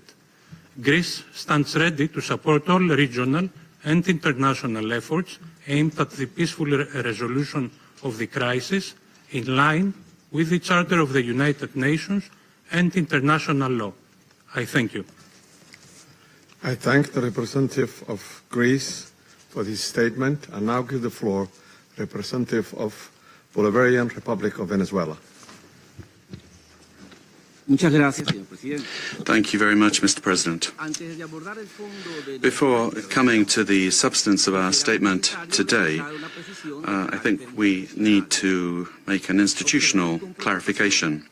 We note with concern that an attempt is being made to present to the Security Council a supposed representative of civil society, a person whose public career trajectory bears the hallmarks of sustained funding from foreign governments and transnational corporations. This has been the case for years, as well as participation in processes of political destabilization and the promotion of institutional breakdown in her own country. The instrumental use of this person to legitimize narratives of confrontation, justify the use of force, or minimize violations of international law does not contribute in any way to the purposes of this Council or to the strengthening of multilateralism. On the contrary, it erodes the credibility of the debates and distorts the Security Council's mandate entrusted with the maintenance of international peace and security.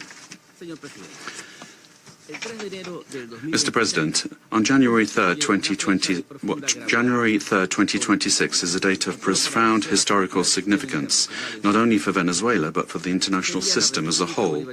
On that day, the Bolivarian Republic of Venezuela was the target of an illegitimate armed attack lacking any legal justification by the government of the United States of America, which included bombing of our territory, the loss of civilian and military lives, the destruction of civilian infrastructure, essential infrastructure, and the kidnapping of the constitutional president of the Republic, Nicolás Maduro and the First Lady Cilia Flores.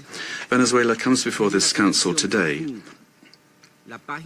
with a deep conviction that international peace can only be sustained if international law is respected without exception, without double standards, and without selective interpretations. The events of January 3rd constitute a flagrant violation of the UN Charter perpetrated by the US government, in particular the violation of the principle of sovereign equality of states, of the absolute prohibition of the use or threat of use of force against the territorial integrity or political independence of any state, as enshrined in Article 2, Paragraph 4.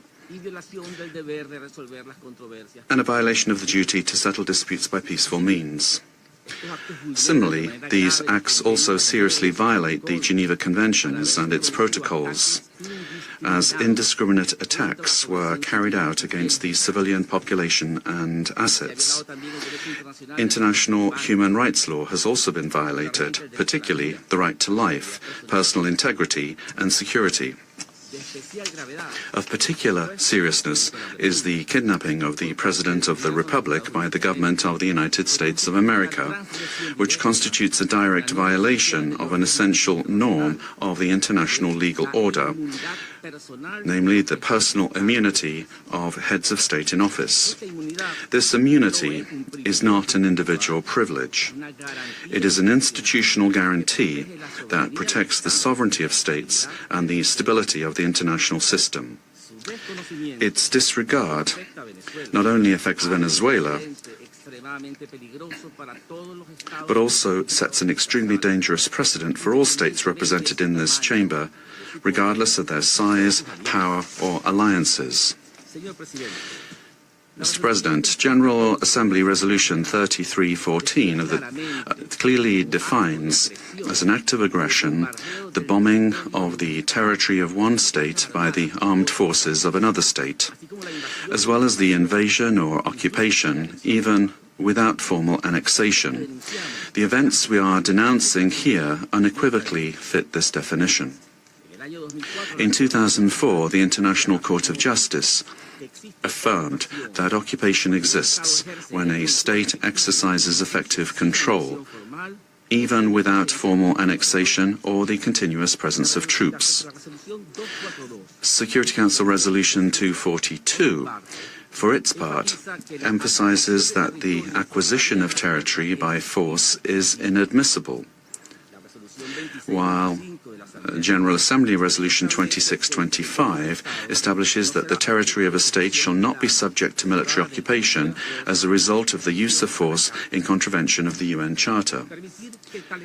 Allowing such acts to go without an effective answer would amount to normalizing the replacement of law by might, while eroding the very foundations of the collective security system. Today, it is not only Venezuela's sovereignty that is at stake, the credibility of international law, the authority of this organization, and the validity of the principle that no state can set itself up as a judge, party, and executor of the world order are also at stake. Mr. President, we cannot ignore a central element of this U.S. aggression. Venezuela is the victim of these attacks because of its natural resources. Our country's oil, energy, strategic resources, and geopolitical position have historically been factors of greed and external pressure. When force is used to control resources, impose governments, or redesign states, we are faced with a logic that harks back to the worst practices of colonialism and neocolonialism. Accepting such a logic would mean to open the door to a deeply unstable world in which countries with greater military capacities can decide by force the political and economic destinies of other states. This scenario not only threatens Venezuela, it threatens international peace and security as a whole. If the kidnapping of a head of state, the bombing of a sovereign country, and the open threat of further armed action are tolerated or downplayed, the message sent to the world is a devastating one, namely that the law is optional and that force is the true arbiter of international relations. Venezuela firmly believes in diplomacy, dialogue and peaceful coexistence among nations. That has always been our historical position, and it remains so today, even in the face of an aggression of this magnitude. It is precisely that commitment to peace, the one that was violated on the 3rd of January. Therefore, Venezuela urges the Security Council to fully assume its responsibility and to act in accordance with the mandate conferred upon it by the Charter of the United Nations. In that regard, we request, A, that the government of the United States of America be demanded to fully respect the immunities of President Nicolás Maduro and First Lady Cilia Flores, as well as their immediate release and safe return to Venezuela. 2, that the use of force against the Bolivarian Republic of Venezuela be clearly and unequivocally condemned. Thirdly, that the principle of non-acquisition of territory or resources by force be reaffirmed. And 4, that measures aimed at de-escalation, the protection of the civilian population, and the restoration of international law be adopted. Mr. President, in spite of the seriousness of the events, Venezuela would like to inform this body and the international community that its institutions are functioning normally, that constitutional order has been preserved, and that the state exercises effective control over all of its territory. In accordance with our Constitution,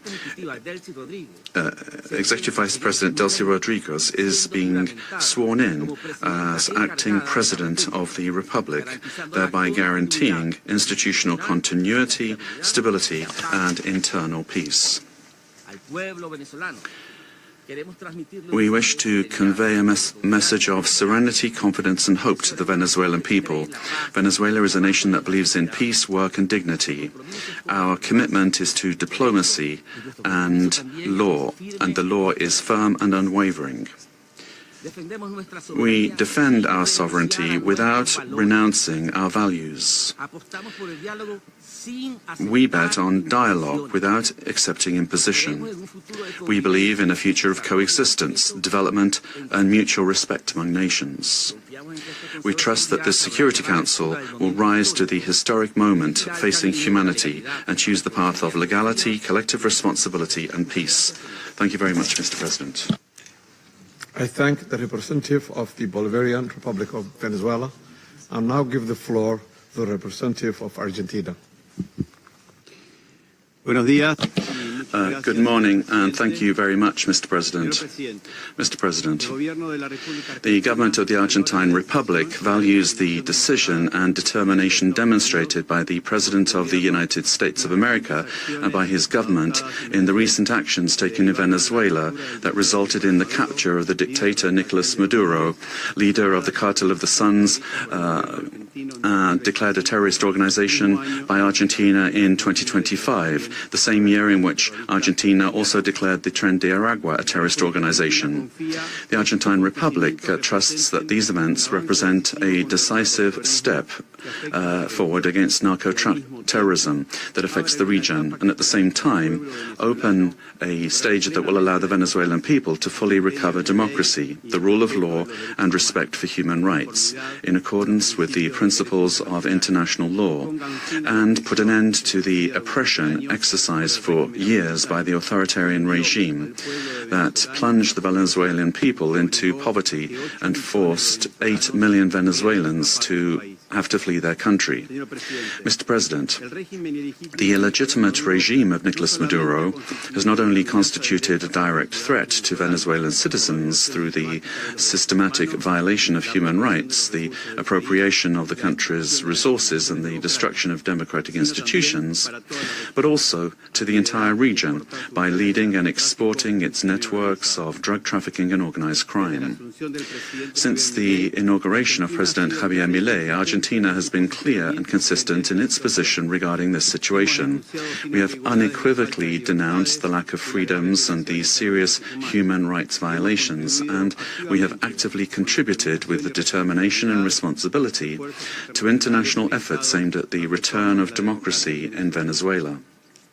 In March 2024, when others opted for inaction or ambiguity, Argentina granted diplomatic asylum to 6 Venezuelan opposition leaders, assuming an enormous challenge for our representation in Caracas.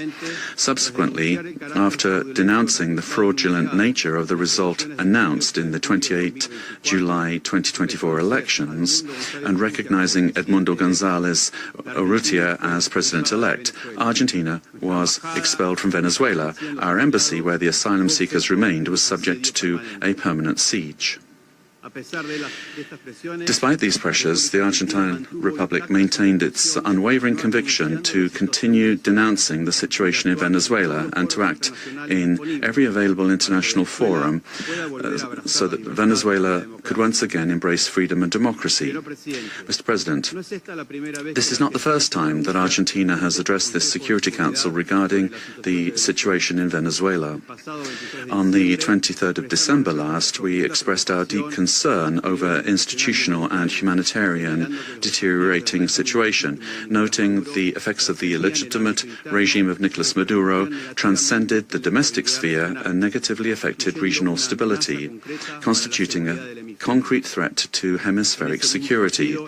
In the same vein, President Milei stated at the Mercosur summit that Argentina welcomed the pressure from the United States aimed at freeing the Venezuelan people.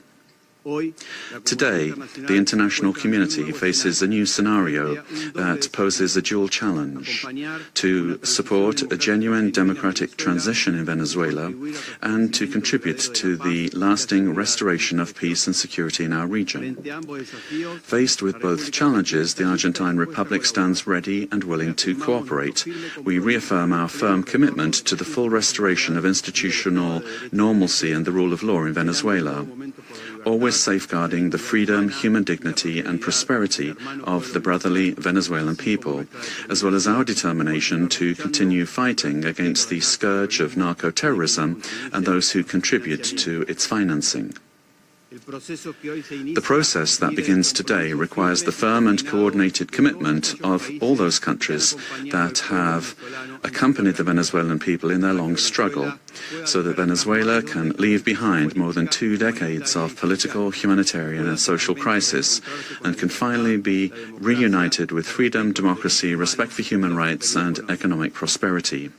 Mr. President, finally, the Argentine Republic requests that the authorities responsible for administering the transition in Venezuela contribute to the immediate release of the Argentine citizen Nahuel Gallo, who has been in a situation of enforced disappearance since the 8th of December 2024, in clear violation of his human rights, and that his prompt and safe return to our country be guaranteed. Thank you. I thank the representative of Argentina and now give the floor to the representative of Chile. Thank you, Mr. President. Chile would like to thank Somalia for convening this informational briefing under the item Threats to International Peace and Security. We'd also like to thank Madam Rosemary DiCarlo, USG for Political and Peacebuilding Affairs, as well as the briefings from Mr. Jeffrey Sachs and Ms. Mercedes de Freitas. President, Chile would like to express our deep concern and firm condemnation of the unilateral military action taken by the United States in the territory of the Bolivarian Republic of Venezuela. We also reiterate consistently our firm commitment to respect for international law, sovereignty and territorial integrity of states, and the peaceful settlement of disputes, the prohibition of the threat or the use of the threat of force, and full respect for human rights. These affirmations are accepted by the majority, and they must maintain their importance in order to preserve international peace and security. We said this on the 23rd of December when we took the floor, and we reiterate this today. Chile does not recognize the Maduro regime, but serious violations of human rights being faced by Venezuela do not have a military solution. They can only be addressed through peaceful, gradual and inclusive measures that will take into account the legitimate aspirations of the Venezuelan people. Respect for international law does not allow for exceptions, including when it comes to addressing the illegitimacy of a president. Problems must always be solved within the normative framework that we have provided for ourselves as nations. The future of Venezuela must include free elections, citizen participation, and international assistance, and not with actions that could create dangerous precedents or escalate tensions in the region with serious consequences for the population. Chile, as a witness of history and based on our own experience with the loss of democracy, where there was foreign interference that caused extreme damage and pain for the Chilean people. We were able to recover our democracy through a transitional process that was carried out with the assistance of the international community, the strength of organized citizens, and through our institutions. Mr. President, Chile would like also to underscore the urgent need to continue with coordinated efforts multilaterally to address transnational organized crime, and we're also convinced that Latin America and the Caribbean must continue to be a zone of peace, because that zone of peace not only serves Latin America and the Caribbean, but the entire world. An armed conflict will have devastating humanitarian consequences in Venezuela and in the region. It will worsen the suffering of the civilian population and worsen even further the displacement, insecurity and vulnerability aspects of the situation. We reiterate that any differences must be dealt with exclusively through peaceful means in strict respect for international law, the sovereignty of states, and the prohibition of the use or the threat of the use of force. As was recently indicated by the heads of state of Brazil, Chile, Mexico, Uruguay and Spain, we express our concern with regard to any attempt to control government administration or foreign ownership of strategic assets. This would be against international law and would threaten the political, economic and social stability of the region. Mr. President, given this complex scenario, Chile welcomes the role that could be played by multilateral fora. And here, particularly, we would refer to the role of the United Nations, and particularly the role that could be played by the Secretary-General and by this Council, with the consent of the parties involved to contribute to de-escalating the situation and searching for an understanding that would favour a peaceful and lasting exit to the crisis. Prudent leadership and experience of our organisation, as well as the regional organisations and mechanisms, could be very relevant to avoid a further worsening of the situation and to keep open the channels of communication. Chile reiterates its preparedness to support constructive initiatives that will point in this direction and work together with countries of the region and with the international community for stability and mutual understanding and respect for the principles that underpin this organisation. Thank you. I thank the representative of Chile for the statement and now give the floor to the representatives of Brazil. Mr. President, we'd like to thank Somalia for convening this emergency session of the Security Council. Brazil categorically and firmly rejects the armed intervention in Venezuelan territory in flagrant violation of the Charter of the United Nations and of international law. The bombings on Venezuelan territory and the capture of its president cross an unacceptable line. These acts constitute a very serious affront to the sovereignty of Venezuela and set an extremely dangerous precedent for the entire international community.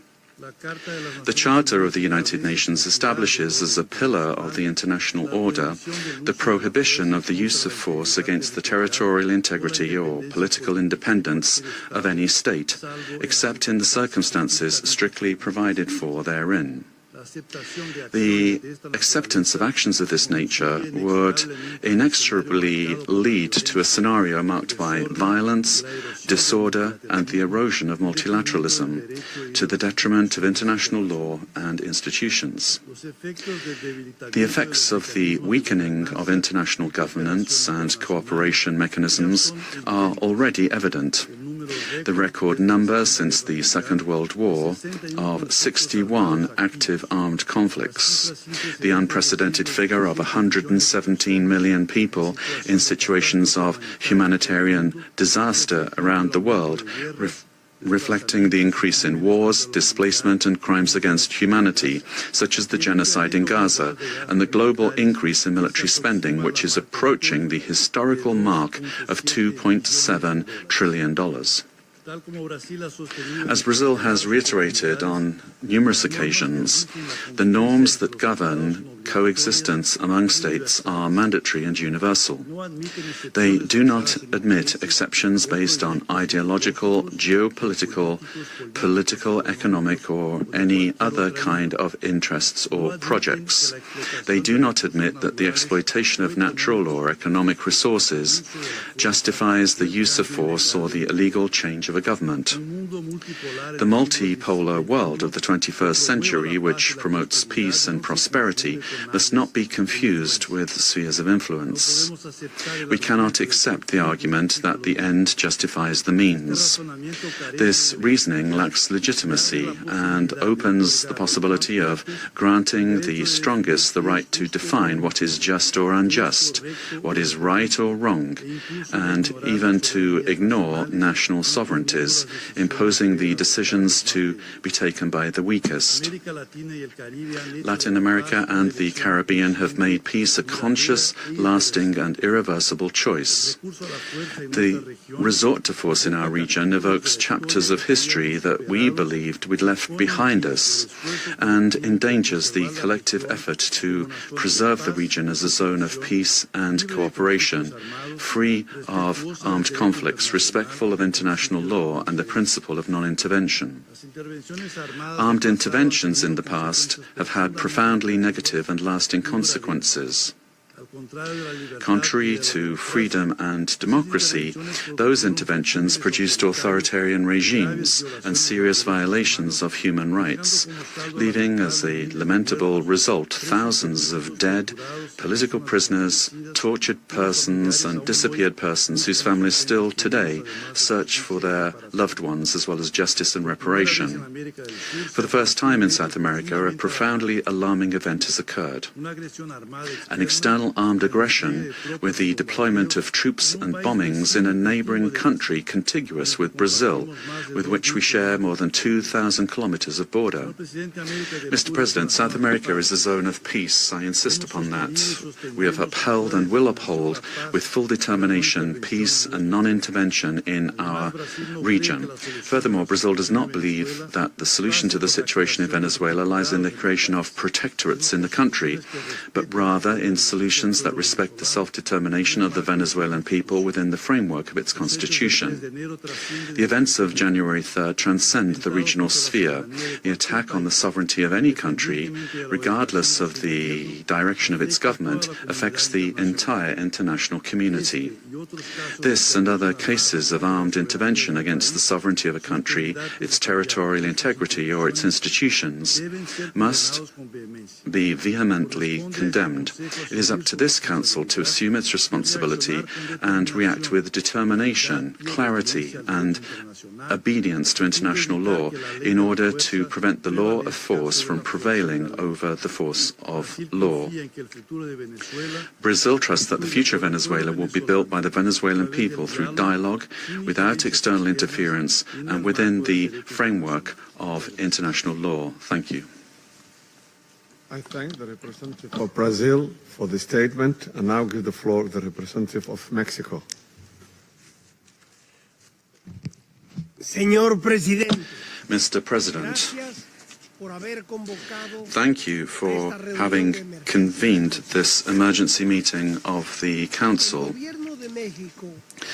The government of Mexico has already made its position clear with regard to our condemnation of the military aggression of January 3rd against targets in the territory of Venezuela, in clear violation of Article 2 of the Charter of the United Nations. These actions must not be allowed, as they constitute a severe blow to the Charter and to multilateralism. Mexico would like to clarify the following points. 4 points.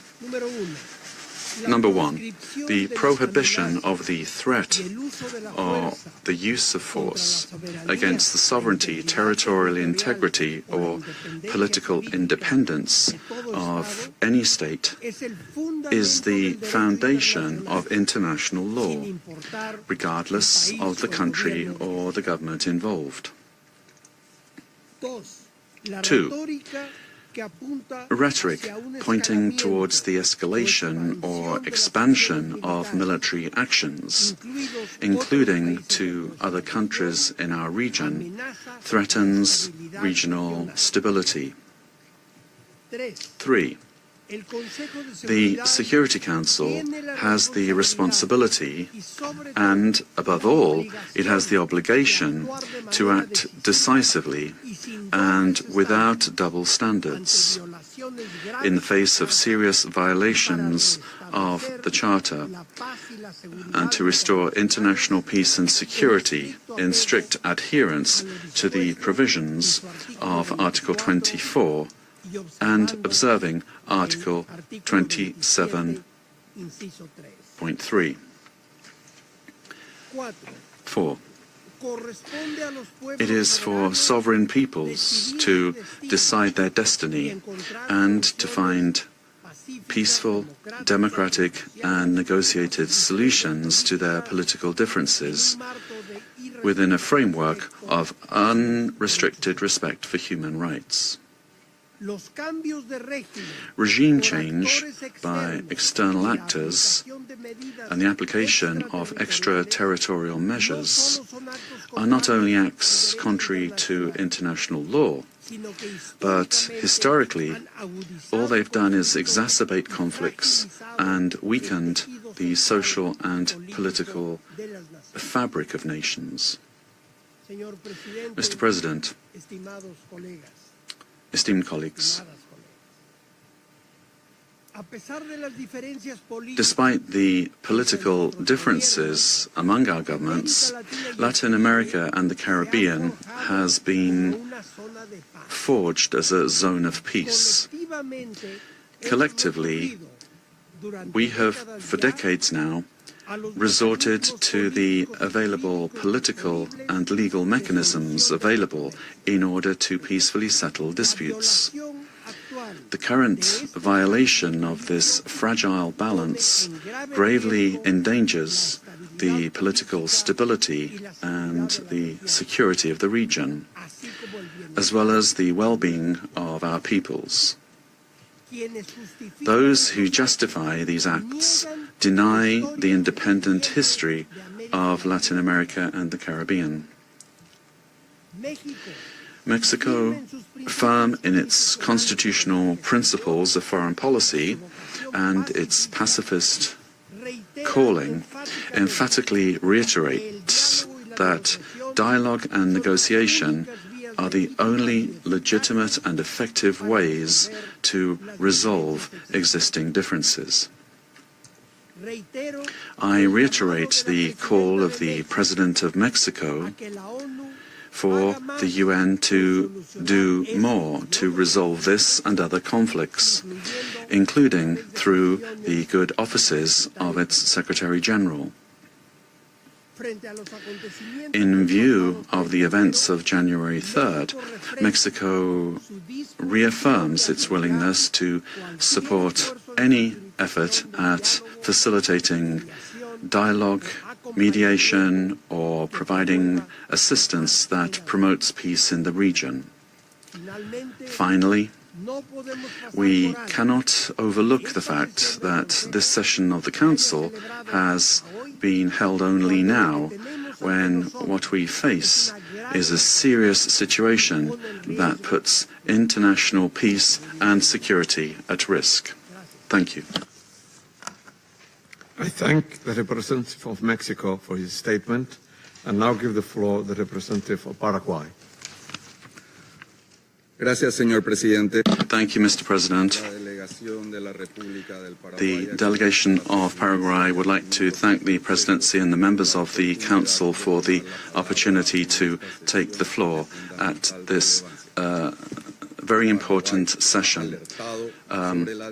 Paraguay has already pointed out the situation with regard to Venezuela under President Maduro and the Cartel de los Soles and the criminal organization that was formally declared as such by our national authorities, and his continued presence was a threat to the region. The exit of the leader of that terrorist organization should immediately lead to the restoration of democracy and to the rule of law in Venezuela, making it possible for the popular will expressed at the ballot box will be the foundation for reconstruction in Venezuela. We would also urgently call for the release of all political prisoners that are still in the prisons of that country, and we reiterate that a return to democratic institutions in Venezuela and the possibility for the legitimately elected authorities to resume their functions are fundamental steps for stability in the region. And finally, Paraguay reaffirms our historic commitment to the peaceful settlement of disputes, and we would observe the current events in Venezuela, and we would urge democratic means to be given priority for an ordered transition. Our commitment will continue to be to the democratic principles of the rule of law and peace in society. Thank you very much, Mr. President. I thank the representative of Paraguay for his statement and now give the floor to the representative of Cuba. Gracias, señor presidente. Thank you, Mr. President. Mr. President, Cuba aligns itself with the statement to be delivered by Eritrea on behalf of the group of friends of the United Nations and Uganda on behalf of the non-aligned movement. Since September of last year, Cuba has been denouncing the hegemonic and criminal plans of the United States and its aggressive projection against Venezuela and the region. We have clearly been exposed to the serious and unpredictable consequences of the irresponsible conduct of the U.S. government for the political, social and economic stability of Latin America and the Caribbean, and more generally, for international peace and stability. On the 23rd of December, in this very body, we set out the sequence and escalation of actions carried out by the United States with the aim of overthrowing by force the legitimate and constitutional government of Venezuela and destroying the civic military union. The United States resorted to various maneuvers to materialize its plans for domination, including vile extrajudicial executions and acts of piracy, maritime terrorism against oil tankers and their crews in international waters of the Caribbean Sea, as well as the imposition of an illegal naval blockade against Venezuela and the politically motivated designation of its legitimate government as a foreign terrorist organization. Previously, it had subjected that country to prolonged unilateral coercive measures, economic asphyxiation, smear campaigns and attacks against some of its important institutions, exposing it to a cruel psychological war. With absolute disrespect for the Charter of the United Nations and international law, including relevant resolutions adopted by this Council and by the General Assembly, on January the 3rd, United States military forces attacked Venezuela with total brutality and treachery, and in an unacceptable and barbaric act kidnapped its legitimate president, Nicolás Maduro, and his companion, Cilia Flores. Cuba condemns in the strongest terms the military aggression of the United States against Venezuela, while categorically reiterating its absolute support and solidarity with the Venezuelan people, and joins the demand that the government of the United States release the constitutional president, Nicolás Maduro Moros, and his companion, Cilia Flores. In the criminal attack perpetrated by the United States, 32 Cubans lost their lives in combat actions. They were carrying out missions on behalf of the Revolutionary Armed Forces and the Ministry of the Interior at the request of counterpart bodies of that country. Our compatriots honorably fulfilled their duty and fell after fierce resistance in direct combat against the attackers or as a result of the bombings of the facilities. Through their heroic actions, they upheld the solidarity sentiments of millions of our compatriots. Mr. President, the cowardly U.S. aggression against Venezuela is a criminal act in violation of international law and the UN Charter. It constitutes a dangerous escalation of the sustained war campaign waged for years by the United States against that sister nation, which intensified since September 2025 with the aggressive naval deployment in the Caribbean Sea under mendacious pretexts and unfounded accusations without any evidence whatsoever. The U.S. military attack against Venezuela has no justification whatsoever. It does not respond to any provocation, nor does it possess legitimacy. It is based on the aberrant doctrine of peace through force and undermines the stability and peace that have characterized our Latin American and Caribbean region for years. It seeks to promote a change in the constitutional order of the Bolivarian Republic of Venezuela, freely chosen by its people. Its ultimate objective is not the false narrative of combating drug trafficking, but control over Venezuela's land and natural resources, as has been openly and shamelessly declared by President Trump and his Secretary of State. This is an imperialist and fascist aggression with objectives of domination that seeks to revive the U.S. hegemonic ambitions over our America, anchored in the outdated Monroe Doctrine. It also seeks to intimidate and subjugate the governments of Latin America and the Caribbean. Cuba calls for an urgent reaction from the international community against this criminal attack on Venezuela, a peaceful nation that has not attacked the United States or any other country. We call on all governments, parliaments, social movements and peoples of the world to condemn the U.S. military aggression against Venezuela and to confront this act of state terrorism that threatens international peace and security and seeks to impose a new doctrine of U.S. imperialist domination in Latin America and the Caribbean and in the world. Mr. President, the recent statements about imperialist plans to steer Venezuela toward a supposed safe, appropriate and prudent transition are totally unacceptable. In the U.S. vision of domination, this means imposing a puppet government functional to its predatory goals, particularly unrestricted access to and plundering of natural resources that, by right, belong to the Venezuelan people. Determining the destiny of Venezuela is an exclusive right of its people, without external interference.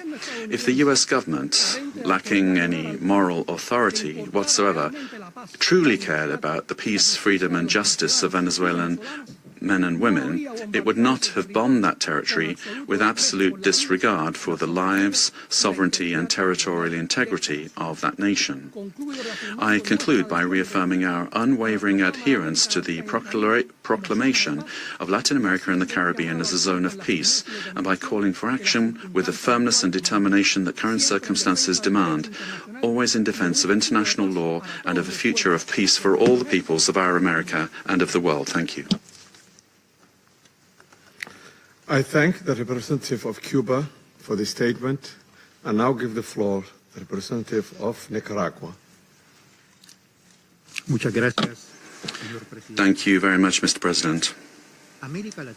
Latin America and the Caribbean is a zone of peace, declared by the Community of Latin American and Caribbean States, CELAC, on behalf of all of the peoples and governments of our region. This zone of peace must be fully respected by all governments of the world without exception, and in particular by the members of this Security Council responsible for international peace and security. This decision, these desires and aspirations of our peoples, are a noble contribution to world peace, to international law and to the United Nations Charter. Mr. President, Nicaragua supports what was expressed by the interim president of Venezuela, Delcy Rodriguez, calling for the immediate release of the constitutional and legitimate president of Venezuela, Nicolás Maduro Moros, and the first fighter of the country, Cilia Flores.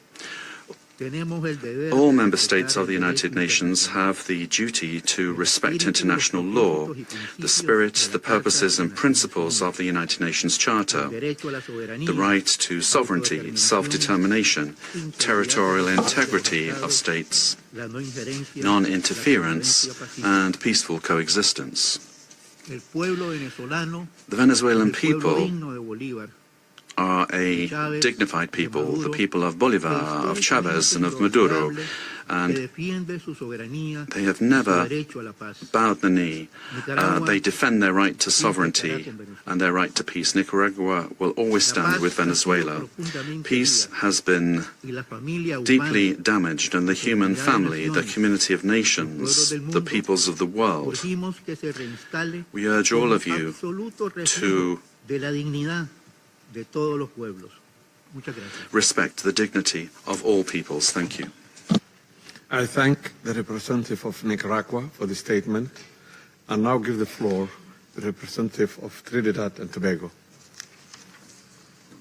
Thank you, Mr. President. The delegation of Trinidad and Tobago thanks the Security Council for convening this urgent meeting following the recent developments in the Bolivarian Republic of Venezuela. My delegation addresses this council today as a Caribbean nation, a neighbor of Venezuela, and a long-standing advocate for peaceful coexistence and the rule of law. The government of Trinidad and Tobago has taken note of the military operations undertaken by the United States in Venezuela. We remain committed to cooperative efforts led by the United States to disrupt and dismantle networks that enable transnational crime across the Americas, whose activities have had debilitating effects on the security and stability of the region. Trinidad and Tobago remains steadfast in its support of the United States of America's initiatives that strengthen regional security, reinforce the rule of law, and safeguard the well-being of our societies, the Americas. The government of Trinidad and Tobago, while valuing its long-standing and robust partnership with the United States, remains equally committed to maintaining a constructive and respectful relationship with the Bolivarian Republic of Venezuela, and continues to uphold peaceful relations with the people of Venezuela. The delegation of Trinidad and Tobago wishes to underscore its long-standing relationship with both the United States and Venezuela and stands ready to work collaboratively with all partners who share the aspiration of a safer, more prosperous and stable hemisphere. Mr. President, I thank you. I thank the representative of Trinidad and Tobago and now give the floor to the representative of Spain. Mr. President, at the outset, allow me to congratulate you on assuming the monthly presidency of the United Nations Security Council and wish you every success in the discharge of your duties. I thank you for convening this important meeting, and I also extend my thanks to the Under-Secretary-General and Head of Political and Peacebuilding Affairs of the United Nations, Madame Rosemary DiCarlo. Thank her for the information provided today. Spain would like to express our profound concern about what's happened in Venezuela, and as the Secretary-General of the United Nations has noted, it constitutes a very worrying precedent with implications for the region and for the world. Respect for the principles of the Charter of the United Nations, particularly the sovereignty and territorial integrity of states and the prohibition of the use or the threat of use of force, is indispensable to ensure international coexistence. Spain defends the validity of an international order that is rules-based, where it is imperative, as set out in Article 2.3 of the Charter, to pursue the peaceful settlement of disputes. We consider that these actions constitute a very troubling precedent for regional peace and security, and we recall that the natural resources of a country are part of its sovereignty. We share the view that the fight against organized crime in the region is a priority, but that fight can only be waged through international cooperation. We also share the view that it is a priority to defend human rights and fundamental freedoms in Venezuela. Spain seeks to work for peace, stability, democracy, progress and social justice, and that cannot be imposed by force. It can only come through broad dialogue among Venezuelans, leading to a peaceful and democratic Venezuelan solution.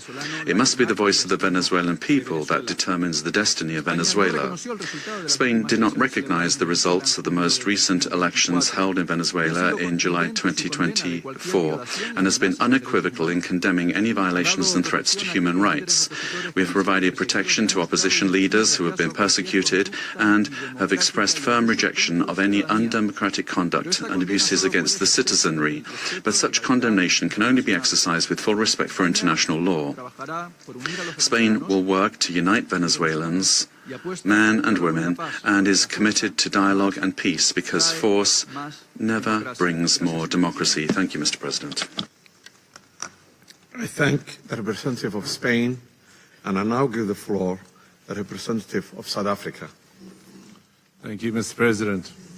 We wish to congratulate the Federal Republic of Somalia for assuming the rotating presidency of the United Nations Security Council for the month of January, and wish you and your delegation all the best in the execution of your responsibilities. We also wish to thank you for convening this debate and affording all UN member states to participate, because the situation in Venezuela concerns all UN member states, given its implications for the credibility of the UN Charter and international law. Mr. President, integral to the maintenance of international peace and security since the establishment of the United Nations is the understanding that no nation can claim to be legally or morally superior to another. We are all nations born out of different histories and contexts, ascribing to the common values and principles enshrined in the Charter of the United Nations. Chief amongst these principles is the sovereign equality of all its members. By signing the Charter, we have all committed to settle our international disputes by peaceful means in such a manner that international peace, security, and justice are not endangered. We have also committed to refrain in our foreign relations from the threat or use of force against the territorial integrity or political independence of any state, or in any other manner inconsistent with the purposes and principles of the United Nations. The International Court of Justice has also previously affirmed that international law prohibits the use of force and intervention in another state's affairs. Due to the shortcomings of its predecessor, the League of Nations, the UN was created to prevent countries from resorting to conflict, to settle disputes and prohibit the use of force unless it is done in a legally prescribed manner. In doing so, the UN has played a pivotal role in ensuring peaceful existence amongst nations, including in ending the colonial subjugation by powerful countries over others, underpinned by respect for the equal rights of nations, large and small, and respect for the principle of equal rights and self-determination of peoples. Joining the organization and committing to its principles afforded protection to many of us, with the supposed assurance that no longer would one nation be seen as inferior to another. Unfortunately, when countries ignore the Charter and act contrary to its central premise, it undermines the credibility of the entire system in which we all undertake our international relations. The stability of the international system depends not only on the respect, but on the consistent application of these established legal norms. We all benefit from a rules-based international order based on international law. When we break those norms, we invite anarchy and an environment where might makes right, ignoring the complexity of interrelations and interdependence in our modern world. Mr. President, the unilateral military strikes carried out by the United States of America against Venezuela and the abduction of President Nicolás Maduro and his spouse from Venezuelan territory for transfer to the United States wantonly violates the sovereignty and territorial integrity and independence of Venezuela. These actions are also in stark contrast to our established legal norms, reinforcing the belief that might is right and undermining diplomacy. History has repeatedly demonstrated that military invasions against sovereign states yield only instability and deepen crises. Unlawful unilateral force of this nature undermines the stability of the international order and the principle of equality among nations. Such use of force also undermines the institutional infrastructure established to regulate relations among nations. We have seen examples of these in Libya, Iraq, and countless cases in Africa, where foreign interventions and interference create security crises and undermine national governance institutions cultivated through nuanced and complex national contexts. South Africa stresses that allegations of internal governance challenges, human rights concerns, or acts of criminality by a head of state cannot justify a breach of the Charter's prohibition on the use of force, particularly Article 2.4 of the Charter. The peaceful resolution of disputes and internal matters must proceed in accordance with international law and through multilateral mechanisms. Additionally, under international law, a state has exclusive jurisdiction over persons and conduct within its own territory.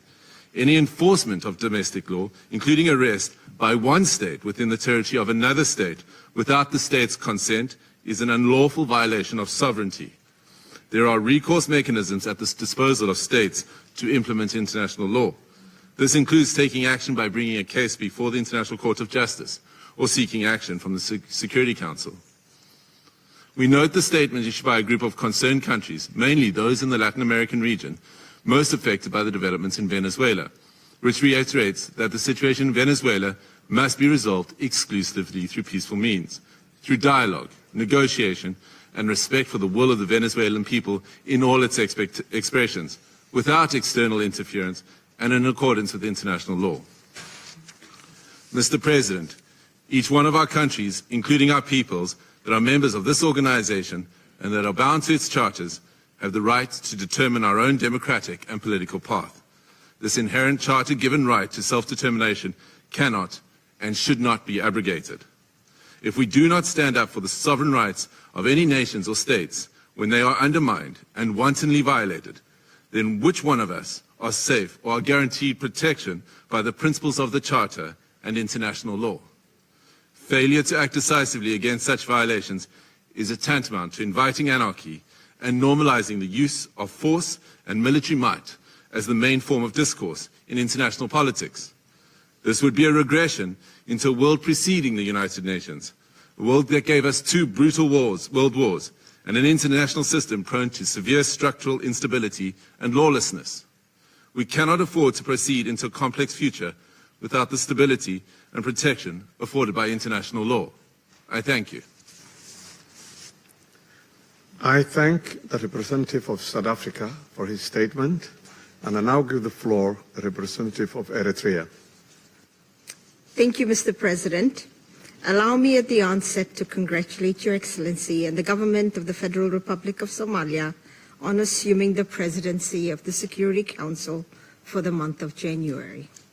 We also extend our congratulations to Bahrain, Colombia, the Democratic Republic of Congo, Liberia, and Latvia on their election to the Security Council. And as this is the first Security Council meeting of the year, allow me to pay tribute to the outgoing members, Algeria, Guyana, the Republic of Korea, Sierra Leone, and Slovenia, for their dedicated service and diligent work throughout the tenure of the Council. I read this statement on behalf of the Group of Friends in Defense of the United Nations Charter.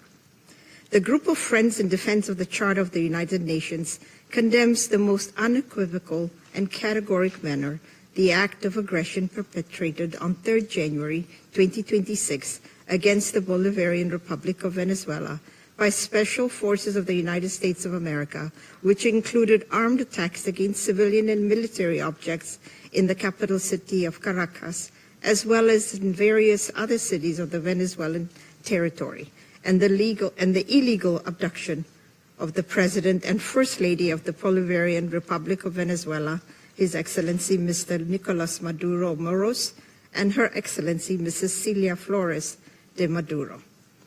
The member states of the Group of Friends in Defense of the Charter of the United Nations expressed their serious concern at the impact of these series of armed attacks, particularly on civilians and their human rights to life, which have included military assaults with U.S. Special Forces, while emphasizing that such acts constitute a clear breach of international law and of each and every principle governing international relations, including those foreseen in the Charter of the United Nations.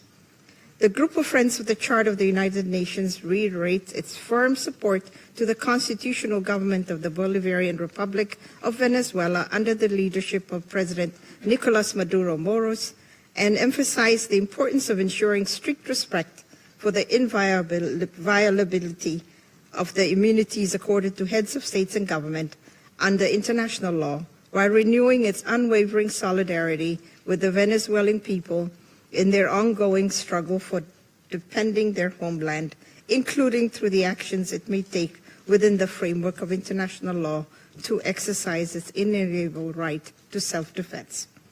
The member states of the Group of Friends in Defense of the Charter of the United Nations demand for the immediate cessation of all hostilities against the Bolivarian Republic of Venezuela, for the full respect for the sovereignty, territorial integrity, political independence, and inalienable right to self-determination of the Bolivarian Republic of Venezuela, for the immediate return of President Nicolás Maduro and First Lady Cilia Flores de Maduro to the Venezuelan national territory, and for those responsible for these acts of aggression to be held accountable. The Group of Friends of the Charter of the United Nations firmly reject the remarks delivered by the President of the United States of America during the afternoon of 3rd January 2026, in which he not only threatened with additional airstrikes against the Venezuelan territory, but also claimed to resolve to occupy and govern the Bolivarian Republic of Venezuela, and to exploit the natural resources and administer the wealth of that sisterly nation in what can only be described as the confession of a clear plan of annexation that foresees, among others, the complete obliteration of the inalienable rights of the Venezuelan people, as well as the fundamental rights of the Venezuelan state as a whole.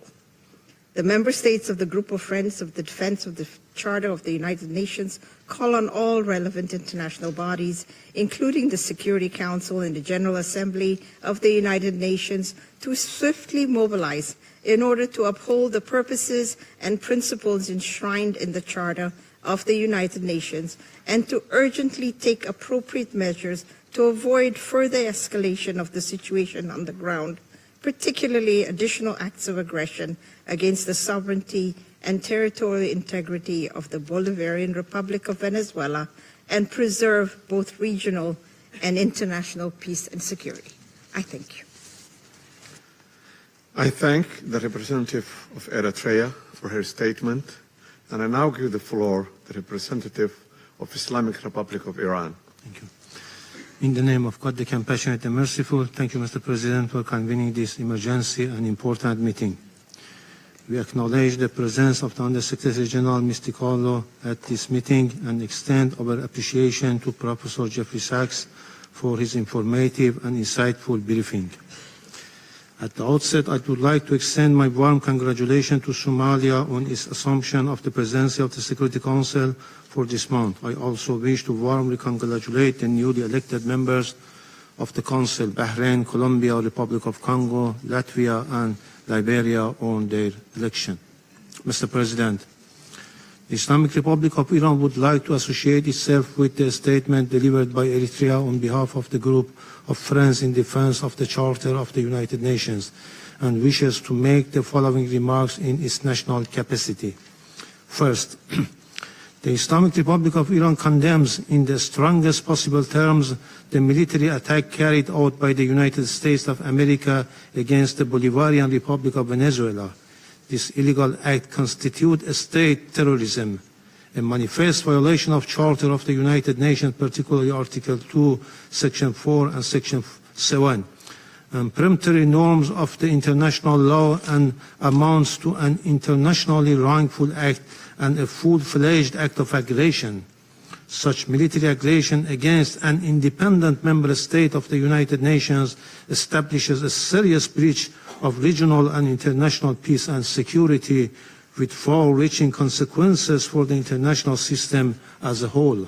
Second, the abduction of democratically elected President and the First Lady of the Bolivarian Republic of Venezuela by the United States constitute a flagrant violation of customary international law, including the principles of the inviolability of the immunities accorded to the heads of a state and government under international law, and represent a grave assault on the sovereign equality of states.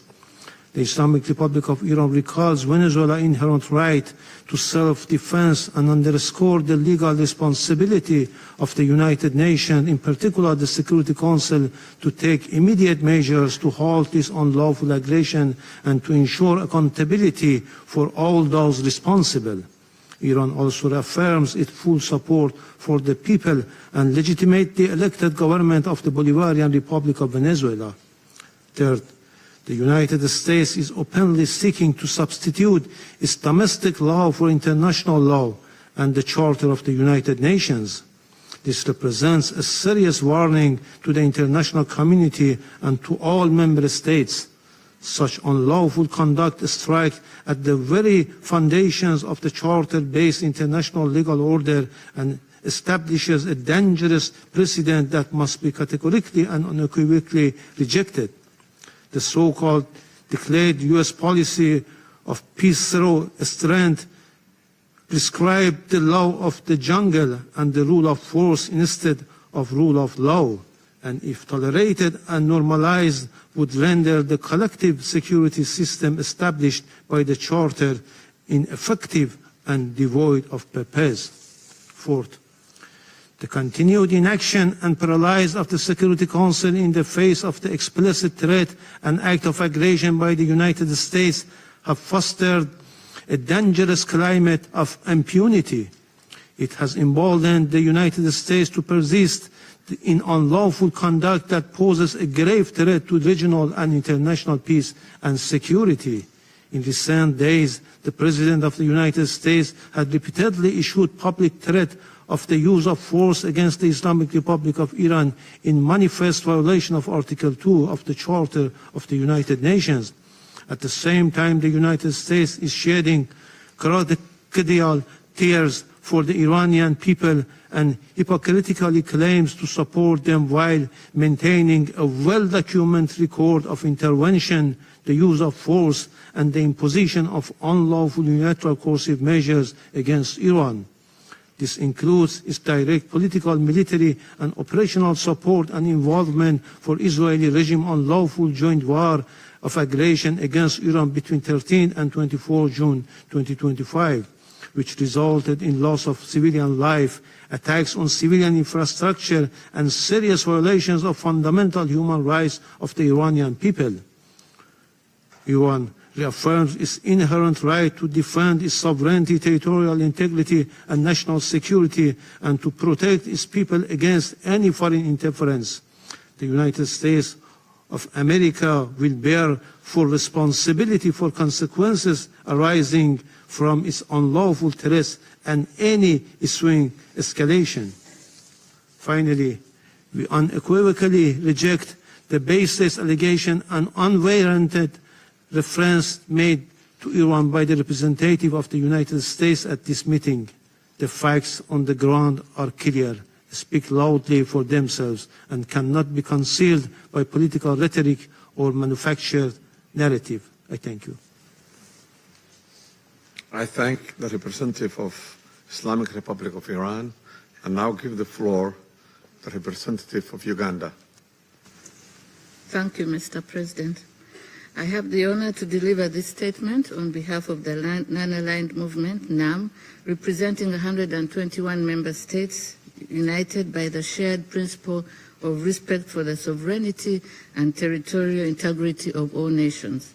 The Coordinating Bureau of the Non-Aligned Movement, NAM, categorically condemns the act of aggression perpetuated by the United States of America against the Bolivian Republic of Venezuela since the early hours of 3rd January 2026, which included armed attacks against civilian and military locations in the capital city of Caracas, as well as in various other cities of the Venezuelan territory.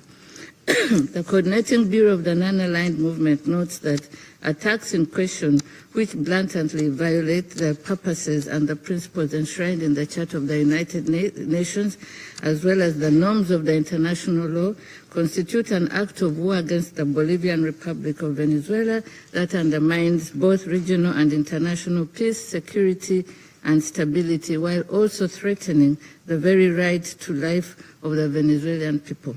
Excuse me. The Coordinating Bureau of the Non-Aligned Movement demands the immediate cessation of all hostilities against the Bolivian Republic of Venezuela, the full respect of the sovereignty, territorial integrity, political independence, and inalienable rights to the self-determination of Bolivian Republic of Venezuela, and that those responsible for those ongoing acts of aggression to be held accountable. The Coordinating Bureau of the Non-Aligned Movement reaffirms the inviolability of the immunities accorded to the heads of states and government under international law, which constitute a fundamental pillar of sovereign equality, peace, coexistence, and stable international relations. These immunities, firmly rooted in customary international law and consistent with the purposes and principles of the Charter of the United Nations, must be respected universally without discrimination, and any actions or measures that undermine or selectively disregard them risk eroding multilateralism, destabilizing international relations, and weakening the international legal order. Excuse me. Mr. President, the Coordinating Bureau of the Non-Aligned Movement reiterates its full solidarity with the people and government of the Bolivian Republic of Venezuela at this critical time, and insists that military solutions are not viable avenues for addressing any issues that may be of concern between members of the international community. I thank you, Mr. President. I thank the representative of Uganda for the statement.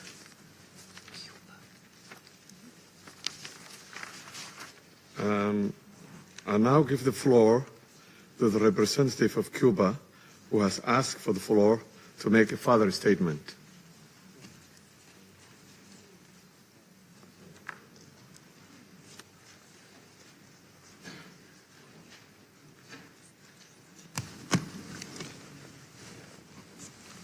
Gracias, señor presidente. Thank you, Mr. President. Mr. President, my delegation feels it must take the floor again to respond to the unfounded accusations formulated by the United States against Cuba. We are indignant that those that have led unilateral aggressions and systematic violations of international law pretend to judge other sovereign states with a totally immoral and irresponsible attitude lacking respect. We fundamentally reject the accusations that Cuba has intelligence assets in Venezuela.